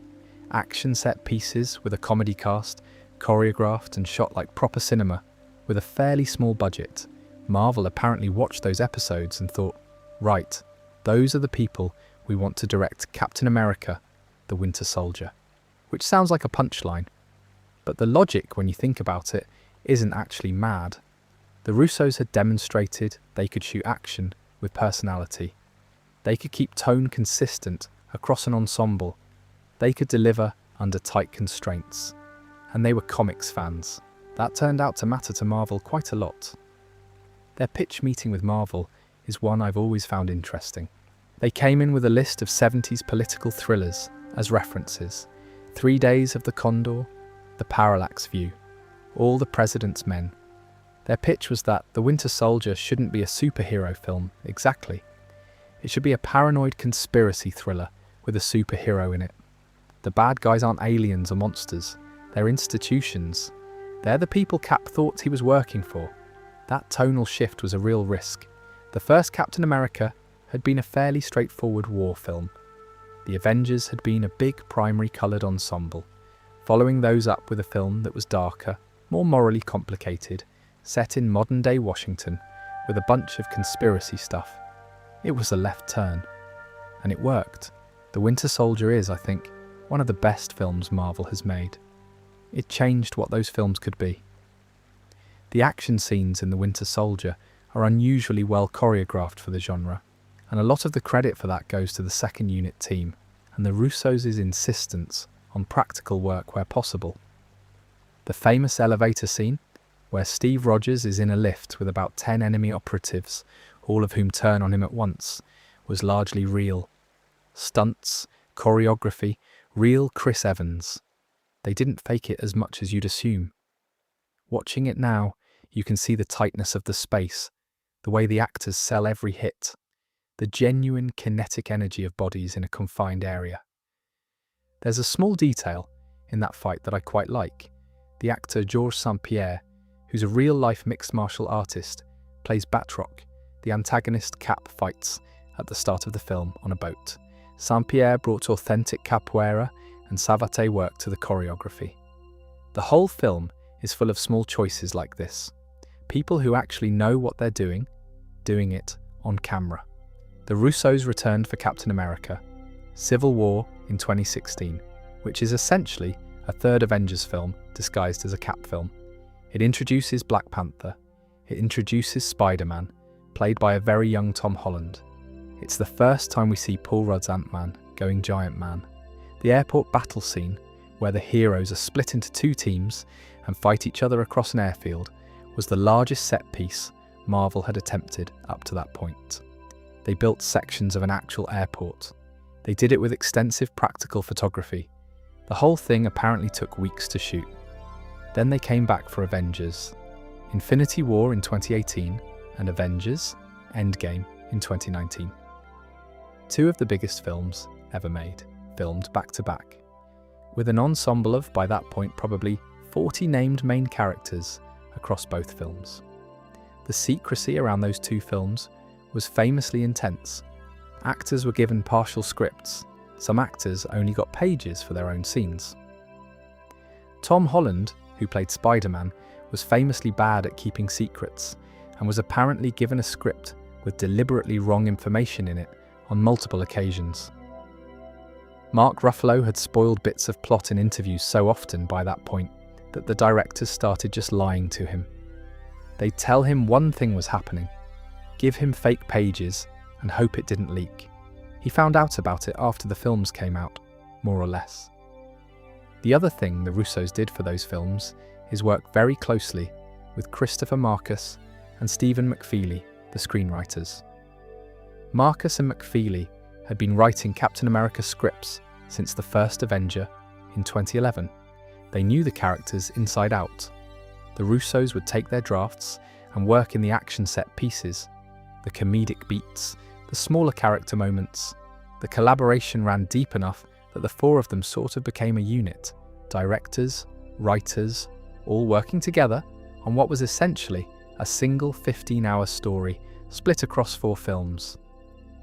The ending of Endgame went through a number of versions, by the way. The I Am Iron Man snap, where Tony Stark sacrifices himself to defeat Thanos, was always the planned ending. But the line itself was rewritten and reworded multiple times. Robert Downey Jr.'s final words on screen, that quiet, almost whispered, "I am Iron Man," landed in the version they used because it was the simplest, which honestly is usually the right call. Tony Stark's funeral, set at his lakeside cabin, was filmed on a real lake with most of the major MCU cast in attendance. There's a shot in that scene where you see, in the background, every hero from the entire saga. Black Panther's family, the Wakandans, Doctor Strange, the Guardians, Pepper Potts, Happy Hogan, Tony's daughter, Morgan. The funeral itself was apparently a fairly emotional shoot for the cast, who'd by that point spent over a decade with each other. Several of them were saying goodbye to a colleague they'd worked alongside for the entire span of their adult careers. The other big closing moment of Endgame, Steve Rogers travelling back in time to live out his life with Peggy Carter, was filmed on a small soundstage with a recreated lakeside porch. The shot of the older Steve sitting on the bench while Sam Wilson approaches him used a different actor as the older Steve at first, with Chris Evans' face later composited on.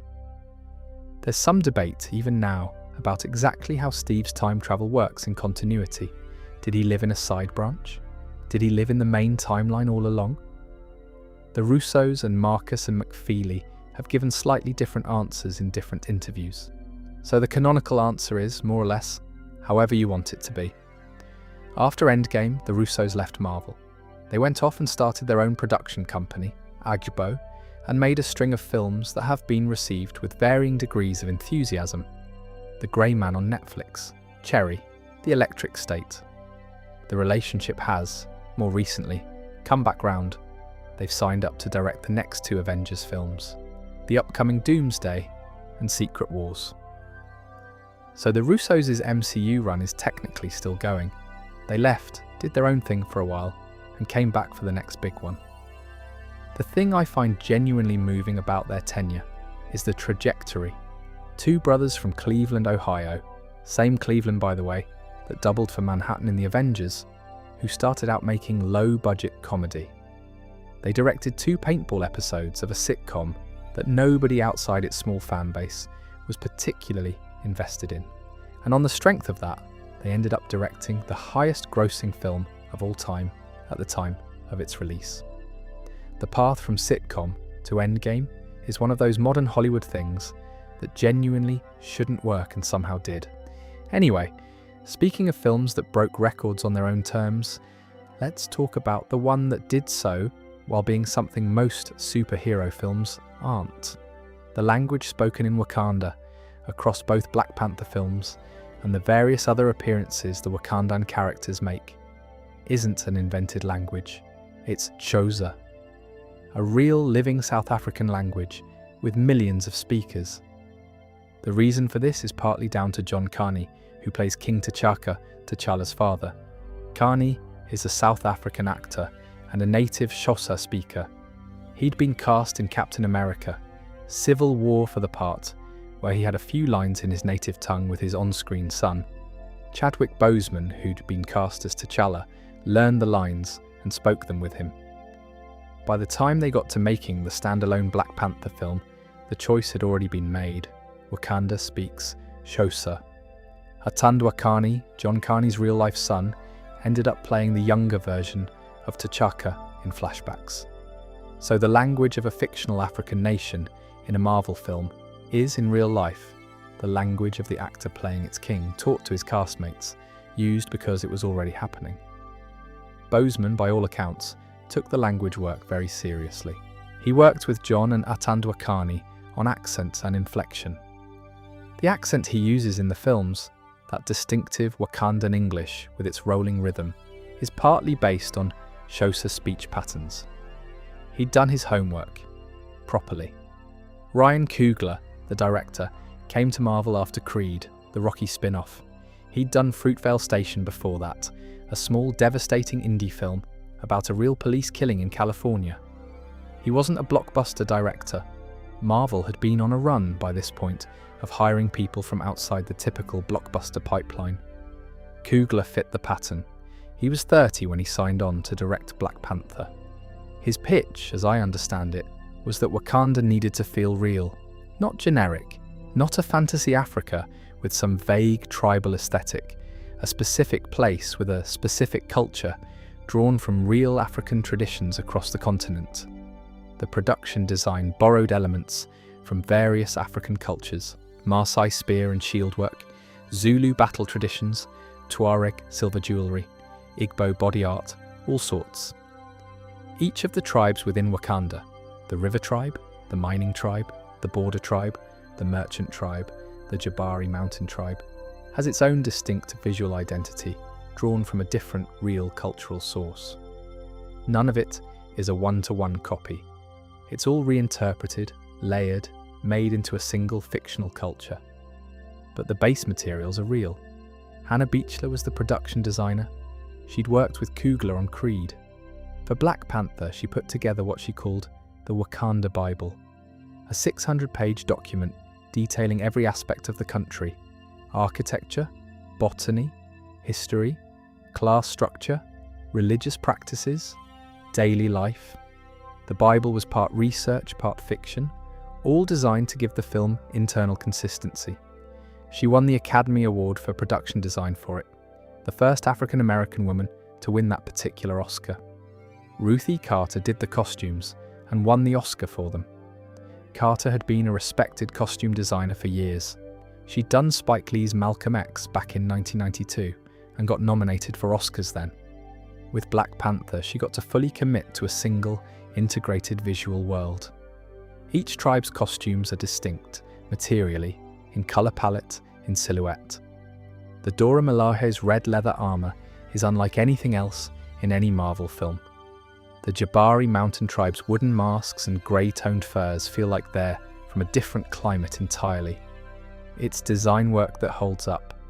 A small fun fact about the Dora Milaje, the king's elite all-female bodyguard. Their training on screen is real martial arts work. The actresses cast for the roles, including Florence Kasumba and Danai Gurira, and Lupita Nyong'o did extensive choreography preparation. Some of them had done physical roles before. Gurira had been on The Walking Dead, playing Michonne, swinging a sword around for years. Nyong'o brought her own physicality from her dance background. The choreographer working with them, Daniel Hernandez, drew from a mix of traditional African stick fighting and capoeira and modern stage combat. Most of what you see on screen is the actresses themselves doing the moves. Black Panther came out in February 2018 and was almost immediately a phenomenon. It made over $1 billion worldwide.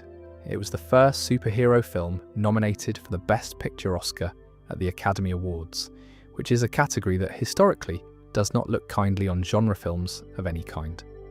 It won 3 Oscars for production design, costume design, and original score. Ludwig Göransson's score, which uses traditional African instruments alongside orchestral work, is genuinely brilliant. He'd later win another Oscar for Oppenheimer, by the way, but his Black Panther score is the one I keep going back to. Chadwick Boseman, the man at the centre of all this, was diagnosed with colon cancer in 2016. Before he made Black Panther, he kept the diagnosis private.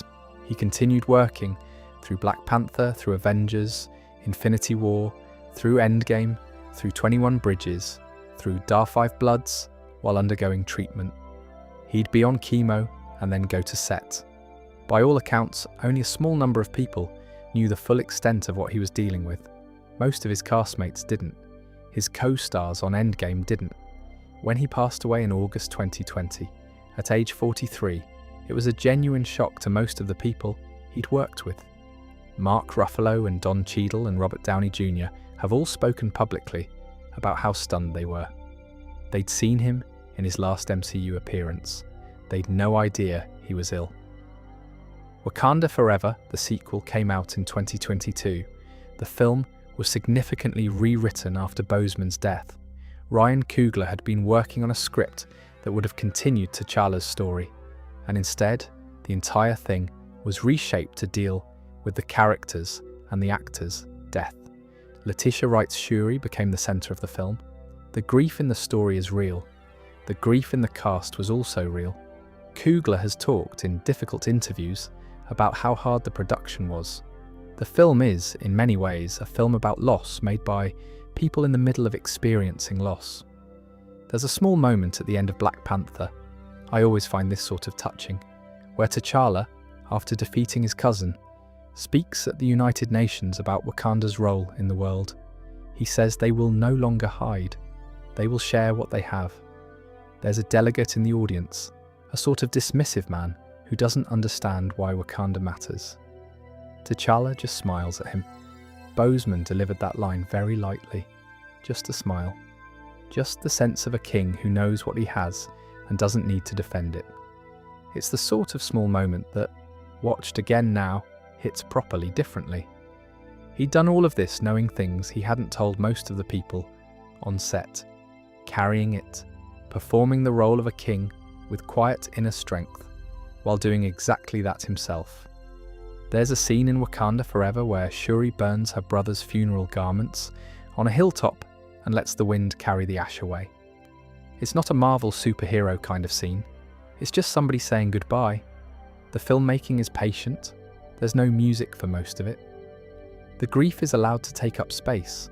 I don't know if Black Panther is the best Marvel film. I'm not particularly interested in ranking them, but it's the one where the franchise pushed itself hardest into being something other than a blockbuster, and largely succeeded. It built a culture from scratch. It gave a major film to a nearly all-black cast at a budget level black-led films almost never get, and it ended up being a properly important film for a lot of people. That's worth thinking about quietly, late at night.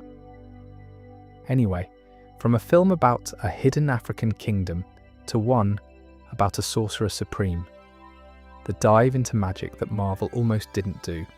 The visual look of the first Doctor Strange film was in no small part inspired by Mandelbrot fractals. If you've never seen a Mandelbrot, look one up sometime. It's a particular kind of mathematical pattern that, when rendered visually, produces these endlessly self-repeating, organic-looking geometric shapes that fold into themselves no matter how far you zoom in. Scott Derrickson, the original director of Doctor Strange, was fascinated by them. He carried a book of fractal art into pitch meetings more or less, and used it to convince Marvel that his vision for a magic-based superhero film could look unlike anything they'd done. Combined with Mandelbrot's, the other big visual reference was M.C. Escher, the Dutch artist whose drawings show staircases that go up and down at the same time, water flowing in impossible loops, hands drawing themselves. The mirror dimension sequences in Doctor Strange, where buildings fold over each other and corridors twist through 90 degrees, are basically Escher come to life. There's a sequence in New York where Strange and Mordo are running across folding skyscrapers while gravity changes direction. That whole sequence is a love letter to Escher, made possible by an enormous visual effects budget and a specific aesthetic conviction. Doctor Strange as a character had been considered unfilmable for years before his MCU debut. The reason being that his comics are, even by Marvel comic standards, properly weird. His backstory involves an ancient sorcerer in Tibet, multiple dimensions, astral projection, time manipulation, and a regular cast of demons and entities with names that are difficult to pronounce. Translating any of this to a film without it feeling like a goof was the challenge. Marvel had been kicking around versions of a Doctor Strange film since the 70s. Multiple writers and directors had tried. None of them had got it across the line. Benedict Cumberbatch's casting was reasonably late in the process. Marvel had been talking to a few actors. Joaquin Phoenix had been in early discussions and pulled out, which is something Phoenix has done a few times across his career. He gets close to a major franchise role and decides against it. Tom Hardy was rumoured. Cumberbatch eventually signed on, and then almost immediately had to drop out because of scheduling conflicts, with his run as Hamlet at the Barbican in London. Marvel actually shifted the production schedule for the film around to accommodate him, the idea being that they'd already decided he was the guy, and they'd rather wait than recast. The Ancient One casting, on the other hand, was the most controversial element of the film, and Marvel has admitted as much in retrospect. Tilda Swinton plays the Ancient One. In the comics, the character is a Tibetan man. Marvel changed the character to a Celtic woman, played by a white British actress. The studio's stated reasons for this at the time were a mix of trying to avoid stereotyping in the original comics depiction and political considerations around portraying Tibet, given the Chinese market for the film. Both Marvel and Derrickson have since said the casting decision was a mistake. Kevin Feige in particular has been pretty direct about it being something they got wrong. There's no satisfying resolution to that story. It's just a thing the studio did, that they later said they shouldn't have done. Tilda Swinton herself, by the way, gave an absolutely committed performance. Whatever the casting questions, what's on screen is properly Swinton, distant, otherworldly, slightly amused at the absurdity of her own existence. The scene where she shows Strange the multiverse for the first time by pushing his astral form out of his body is one of the more visually inventive sequences in the early Marvel films. The mirror dimension sequences themselves were a technical nightmare. The visual effects team, Industrial Light and Magic among others, had to build software specifically for this film. The folding buildings effect couldn't be done with standard tools. It required custom solutions for how light behaved on impossibly twisted geometry, how reflections worked in spaces that didn't make sense, how characters could walk on surfaces that were rotating around them. Most of the second half of the film was rendered in dimensions Marvel hadn't done before. The film was nominated for the Visual Effects Oscar that year, which it deserved. Doctor Strange came out in November 2016. It made just under $700 million worldwide, which by Marvel's standards was a perfectly respectable result for a relatively standalone film about a character most casual audiences hadn't heard of. The character was then deployed across the MCU, small part in Thor, Ragnarok, larger part in Avengers, Infinity War, brief but pivotal scenes in Endgame, central role in Spider-Man No Way Home over the next several years. The pivot of the franchise after Endgame was the Multiverse Saga. The whole Phase 4 and Phase 5 direction of Marvel was meant to be about the multiverse, the idea being that, with Tony Stark dead and Steve Rogers retired, the next generation of stories would take the universe in a more cosmic, more multi-dimensional direction. Doctor Strange became the connective tissue. He's the wizard. He's the one who knows about the multiverse. He's the character who could plausibly turn up anywhere. Doctor Strange in the Multiverse of Madness, which came out in 2022, was the film that really pushed this direction. Scott Derrickson, who directed the first one, parted ways with Marvel over creative differences, a polite phrase that, here as elsewhere, means roughly, they wanted different things. Marvel hired Sam Raimi to take over. Sam Raimi, if you don't know, is the director of the original Spider-Man trilogy with Tobey Maguire, those late 90s and early 2000s Spider-Man films that pretty much defined what a superhero blockbuster was for a generation. He's also the director of The Evil Dead and the Drag Me to Hell, An Army of Darkness. He's a horror director, a specifically gleeful, visually inventive, slightly campy horror director. Hiring him to do a Doctor Strange film was Marvel essentially saying, we want this one to be a horror film with a superhero in it. And the Multiverse of Madness is, properly, a horror film. There are jump scares, there's body horror. There's a possessed corpse Strange flying through a sky filled with lost souls. There's a sequence where Wanda Maximoff murders a room full of superheroes, including, to enormous fan delight, John Krasinski's Reed Richards. Krasinski, as Mr. Fantastic, had been a long-running fan cast for years. Fans had been making fake posters and photoshopped images of him in the role for the better part of a decade. So Marvel cast him in Multiverse of Madness as a multiverse version of the character, gave him a couple of scenes, and then had him killed off in a particularly grim way. It was almost an inside joke. The Illuminati cameos in that film are part of the broader trend of multiverse films, pulling in characters from outside the main MCU continuity. Patrick Stewart returns as Charles Xavier in his classic yellow hoverchair. Anson Mount appears as Black Bolt briefly. Hayley Atwell shows up as Captain Carter. Lashana Lynch appears as the alternate universe Captain Marvel. The whole sequence, however brief, is Marvel saying, yes, we know about the X-Men. Yes, we know about the Fantastic Four. Yes, we're coming for them eventually. The multiverse pivot has had mixed results, honestly. Some of it has worked beautifully. Spider-Man, No Way Home, with its 3 Spider-Man crossover, is widely considered one of Marvel's best post-Endgame films. Some of it has felt slightly mechanical. The early Disney Plus shows and various second-tier films have struggled to give the multiverse stakes that feel meaningful. The whole project, by 2024 or so, was being recalibrated. Kang as the central villain was dropped, partly due to off-screen issues, with the actor playing him. Doctor Doom was brought in instead, played by, of all people, Robert Downey Jr. So the loop closes.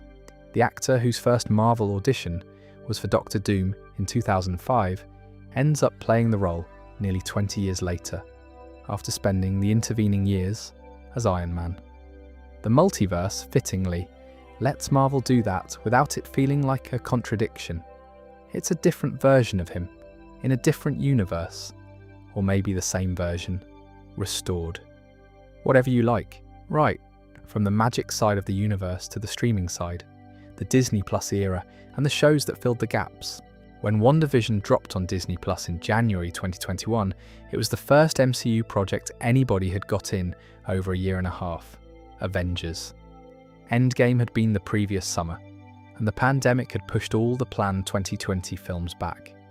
Everybody was hungry for new Marvel content, and what they got on the first viewing was a black and white sitcom episode in the style of The Dick Van Dyke Show. 20-odd minutes of Wanda Maximoff and Vision in a 50s suburban setting, with a laugh track and a magic cooking subplot. No superpowers, almost no MCU references, strange title cards, and then credits. A lot of people were confused, some were delighted. Disney's own marketing department, by some reports, was nervous about how to even sell the show. There's a story that several executives had pushed for the first episode to include more obvious superhero content, more action, more explicit setup. The showrunner, Jack Schaefer, and the directors held firm. The show was meant to slowly reveal itself, to start small and weird, and only gradually let the audience in on what was actually going on. WandaVision moves through a different decade and sitcom format every episode. Episode 1 is 50s, Episode 2 is 60s, then 70s, 80s, 90s, 2000s. Each episode imitates the visual style and writing rhythms of sitcoms from that era. The aspect ratio changes, the colour palette changes, the performances change. By the middle of the show, it becomes clear that Wanda is the one constructing this reality, magically, as a way of coping with grief. Vision, having died in Avengers, Infinity War. The show is, in the end, a drama about loss disguised as a sitcom pastiche, disguised as a superhero series. It worked mostly.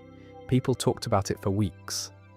The Agatha All Along musical number, where Kathryn Hahn's character reveals herself as the show's actual antagonist via a custom-written sitcom theme song, became its own pop culture moment. The song was nominated for an Emmy.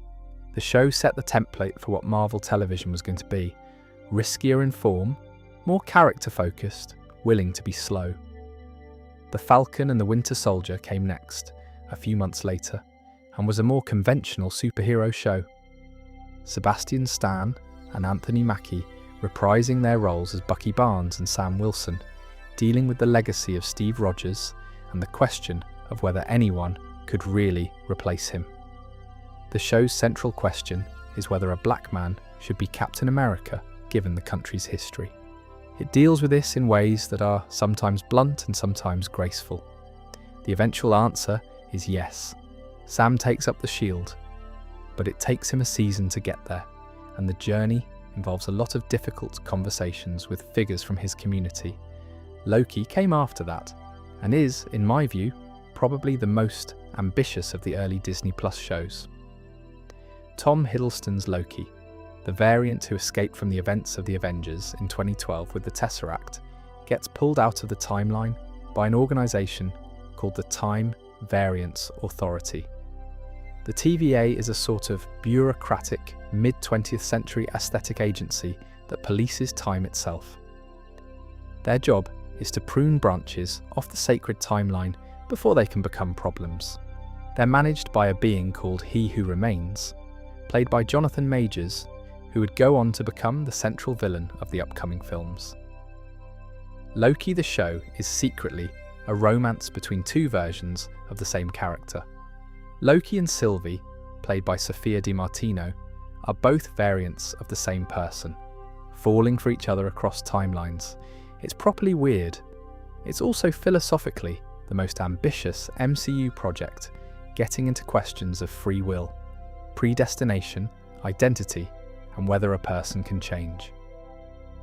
Owen Wilson plays Mobius, a TVA analyst, with such wry warmth that he immediately became one of the franchise's most popular new characters. The Loki and Mobius scenes are essentially the heart of the show. Hawkeye, the Christmas set show with Jeremy Renner and the introduction of Haley Steinfeld as Kate Bishop, was a smaller scale street-level series. Pleasant, underrated maybe. The kind of show that doesn't try to be the centre of the universe and is better for it. Moon Knight is one I want to spend a moment on, because it's properly outside the standard Marvel template.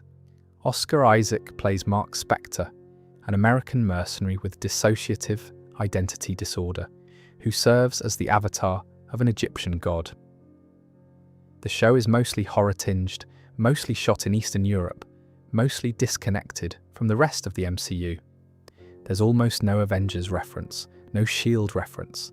The lead actor plays multiple distinct identities.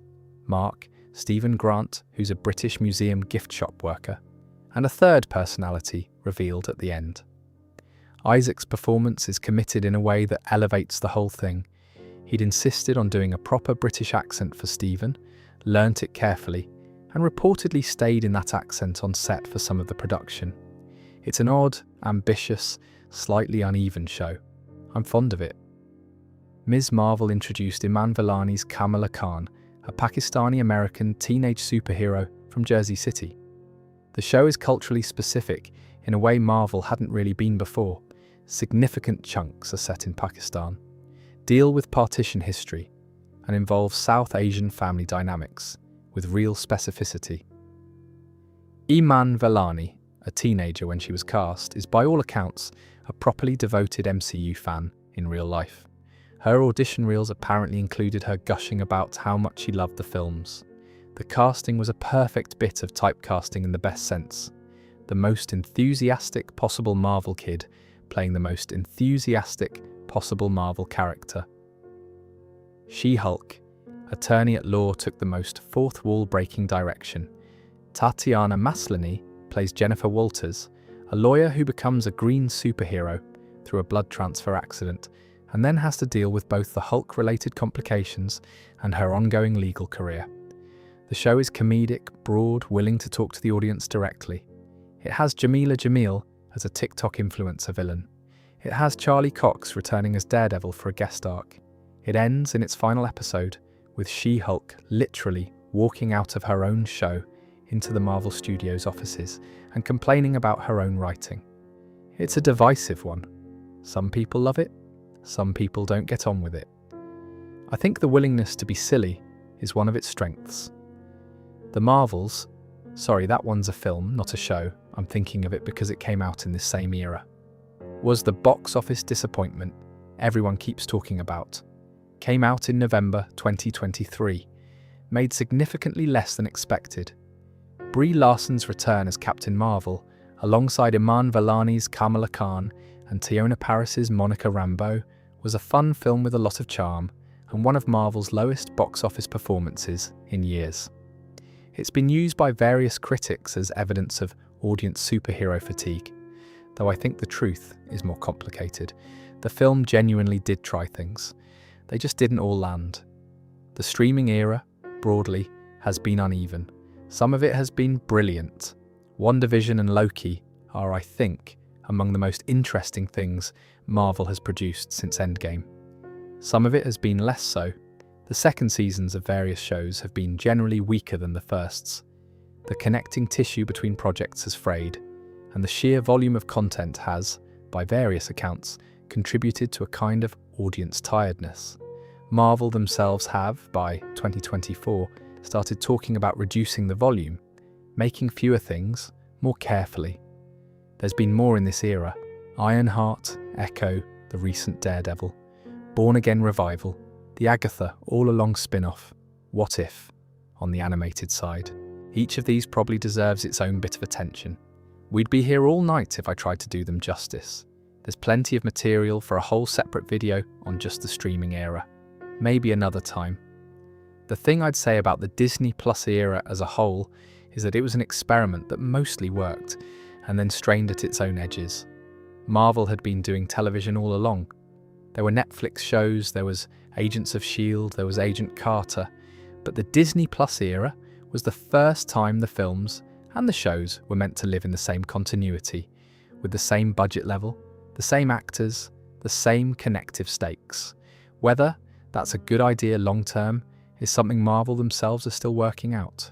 Right, we've covered a fair bit of ground tonight, so let's start to wind it down. Before we wind this all the way down, I want to spend a bit of time on a handful of things that didn't quite have homes in the bigger sections. None of these are tied together, they're just nice little facts. The Spider-Man rights situation is one I keep meaning to get to.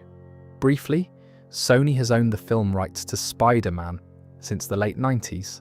Marvel doesn't own them, which is why when the MCU launched, Spider-Man wasn't in the Avengers, despite being arguably the most popular Marvel character ever created. He was over at Sony, doing his own films. The deal that brought him into the MCU happened in 2015, after a leaked email exchange during the Sony Pictures hack revealed that the studios had been talking. The terms of the deal are complicated, but the basic shape is Sony still owns the rights and produces and distributes the Spider-Man solo films. Marvel gets to use Spider-Man in their team-up films. They co-finance certain things. The deal has wobbled a few times over the years. There was a period in 2019 where it nearly fell apart entirely, and the various studios had to negotiate hard to keep it together. Tom Holland, the actor playing Spider-Man, reportedly did a fair bit of the personal lobbying himself, calling executives and asking them to please sort it out so he could keep his job. Holland's casting is its own small story, by the way. He auditioned for Spider-Man with a particular routine that involved doing acrobatics in front of a camera in a hotel room, which is less weird if you know that Holland trained in dance from a young age. He was Billy Elliot in the West End musical adaptation, in the title role. He's properly trained in physical performance. The thing he can do that other Spider-Man actors haven't quite been able to is move through space like an actual gymnast. Some of the trickier parkour shots in his films involve no doubling at all. He's just doing it. The three Spider-Men team up in No Way Home is one of the more genuinely lovely moments in modern blockbuster filmmaking. Tobey Maguire and Andrew Garfield both reprising their pre-MCU Spider-Man roles in a film with Holland. The fact that Marvel and Sony got all three of them in the same set is itself a feat. There were rumours about it for over a year before the film came out, and both Maguire and Garfield repeatedly denied it on record. Garfield in particular did a press tour for The Eyes of Tammy Faye, where he had to lie about being in the film about 10 times a day. He was reportedly very pleased to finally not have to lie anymore after the film came out. Now the music. Alan Silvestri did the original Avengers theme, that big brass-led piece that plays when the team finally assembles. He'd composed for Captain America, the first Avenger before that, and he came back to do Infinity War and Endgame. So there's a sort of musical bookending across the Infinity Saga that's all his work. Silvestri is, by the way, also the man who did the Back to the Future theme and the Forrest Gump score and Castaway. Very prolific, very talented. The Avengers theme is one of those pieces of film music that's properly etched into the memory of anyone who's been to a cinema in the last 15 years. He wrote it knowing it'd have to work as the franchise's thematic backbone, and it does. The snap, the moment in Infinity War where Thanos eliminates half the universe, is a visual effects sequence I find genuinely impressive on rewatch. The dust effect, the way each character disintegrates slowly, with bits of them coming apart and drifting upward, was developed specifically for that film. It's not a single off-the-shelf effect, it's a complicated combination of particle simulation, fluid dynamics, and per-character animation choices. The visual effects studios working on it tested numerous variations before landing on the one we got. The choice to make it slow, almost graceful, rather than violent, was deliberate. They wanted the deaths to feel sad rather than scary. It works. The post-credits scene tradition started with the original Iron Man, as we touched on, with the Nick Fury appearance. Since then it's become an MCU signature. There are, by various counts, over 50 post-credits scenes across the films. Some have been canonically important. The introduction of Thanos at the end of the Avengers, the Wakandan flash forward at the end of Captain America, Civil War, the Captain Marvel pager at the end of Infinity War. Some have been jokes, the shawarma scene, the Howard the Duck cameo at the end of Guardians, the bit at the end of Spider-Man, Far From Home, where it turns out Nick Fury was a Skrull all along. The Coulson character, Agent Phil Coulson, played by Clark Gregg, is one of the loveliest small recurring presences in the early MCU. He started out as a minor S.H.I.E.L.D. agent in the first Iron Man, more or less just there to fill out the corporate background. Joss Whedon liked him so much that he expanded the role across multiple films. Coulson dies in the Avengers, at which point fans had become so attached to him that the studio brought him back, somewhat improbably, to anchor the Agents of S.H.I.E.L.D. television series for 7 seasons. The whole arc of Coulson is the franchise's quiet, long bet on a character who was never meant to be the centre of anything, and ended up being the heart of an entire show. Easter eggs, the whole MCU is full of them.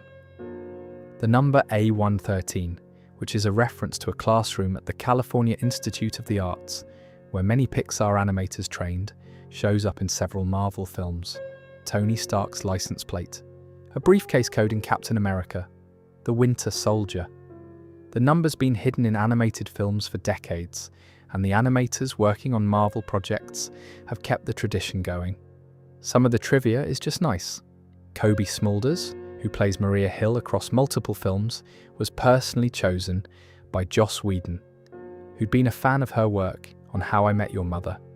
Frank Grillo, who plays Crossbones in Captain America, the Winter Soldier and Civil War, was apparently considered for Captain America himself before they cast Chris Evans. Idris Elba plays Heimdall in the Thor films and reportedly had a properly difficult time with the contact lenses, the same gold ones Anthony Hopkins didn't get on with. They were apparently an absolute nightmare to wear. There's a small thing I love about the Scarlet Witch's accent. Elizabeth Olsen, in the early Marvel films, plays Wanda Maximoff with a vaguely Eastern European accent. Sokovian, the films say, since Sokovia is a fictional country. The accent fades out gradually across her appearances. By the time of WandaVision, it's largely gone. There's no in-universe explanation. It's just that Olsen and the directors agreed that the accent was getting in the way of the character work she was trying to do. So Wanda just sounds American now. Nobody mentions it. Final small fact, one that I think is genuinely lovely. Robert Downey Jr.'s contract for the original Iron Man paid him about $500,000. By the time of Endgame, his back-end deals on each Marvel film had made him hundreds of millions. The biggest single back-end deal for Endgame was reportedly somewhere in the 75 million range. He went from being almost uninsurable on his way out of the industry to being one of the highest-paid actors in history. Over the course of about 10 years, it's hard to think of a comparable career arc in modern film. Most actors who become enormous stars don't have to come back from where Downey came back from.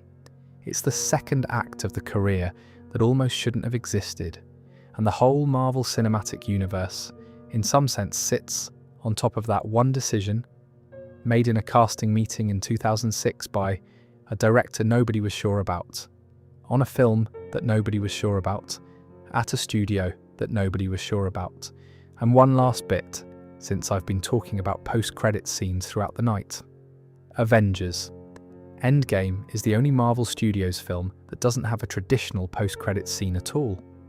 After the names finish rolling, you don't get a visual stinger setting up the next film. What you get instead is sound, the rhythmic clanking of a hammer hitting metal.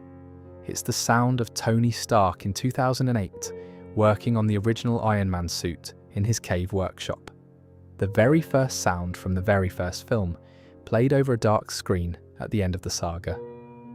The Russos have said in interviews that they couldn't think of anything visual that would feel right after Tony's funeral. So they reached back to the beginning instead, beginning to end quietly in the dark. It's a properly contingent thing, the MCU.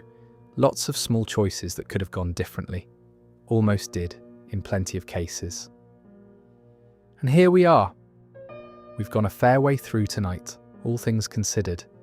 The studio's quiet near disaster in the 90s, the Merrill Lynch loan, the bloke from New Jersey who studied film at USC and ended up running everything, the casting that built a universe, the cameos, the directors, the sitcoms to blockbusters pipeline, the streaming era, the multiverse pivot, the mathematical shapes that became magic.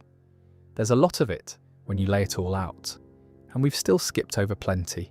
I haven't said much about Ant-Man, for example.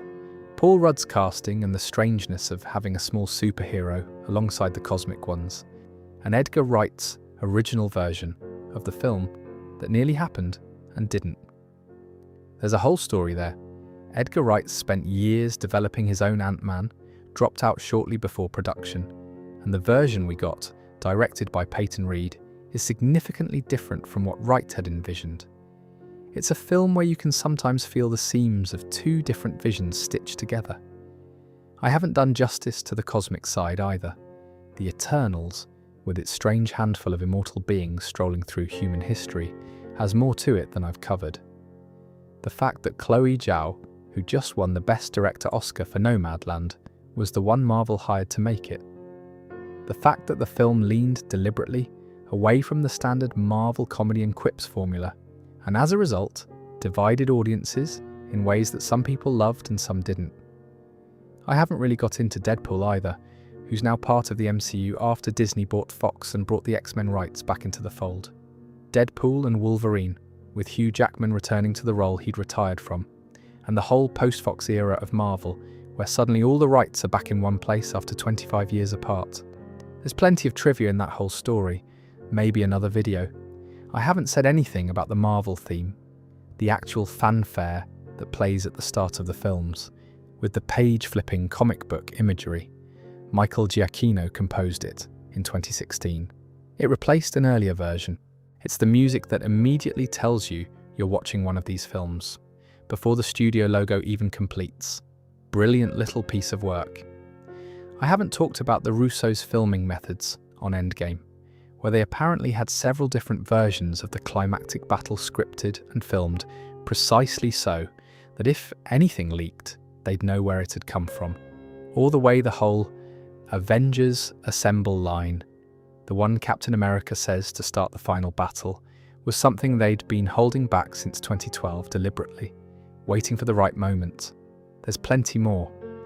The bits I love about each individual film, the bits I find weird, the small choices I think about months later. The whole thing is a lot when you sit down to look at it properly. If you want more, the channel's got a lot of similar long videos. There's plenty about other film franchises, other bits of pop culture history, all in this same kind of register. Have a wander through the back catalogue if you fancy. Otherwise, I'm probably going to do another MCU one at some point soon, going deeper on the bits I had to skip tonight. Thanks for sticking with me.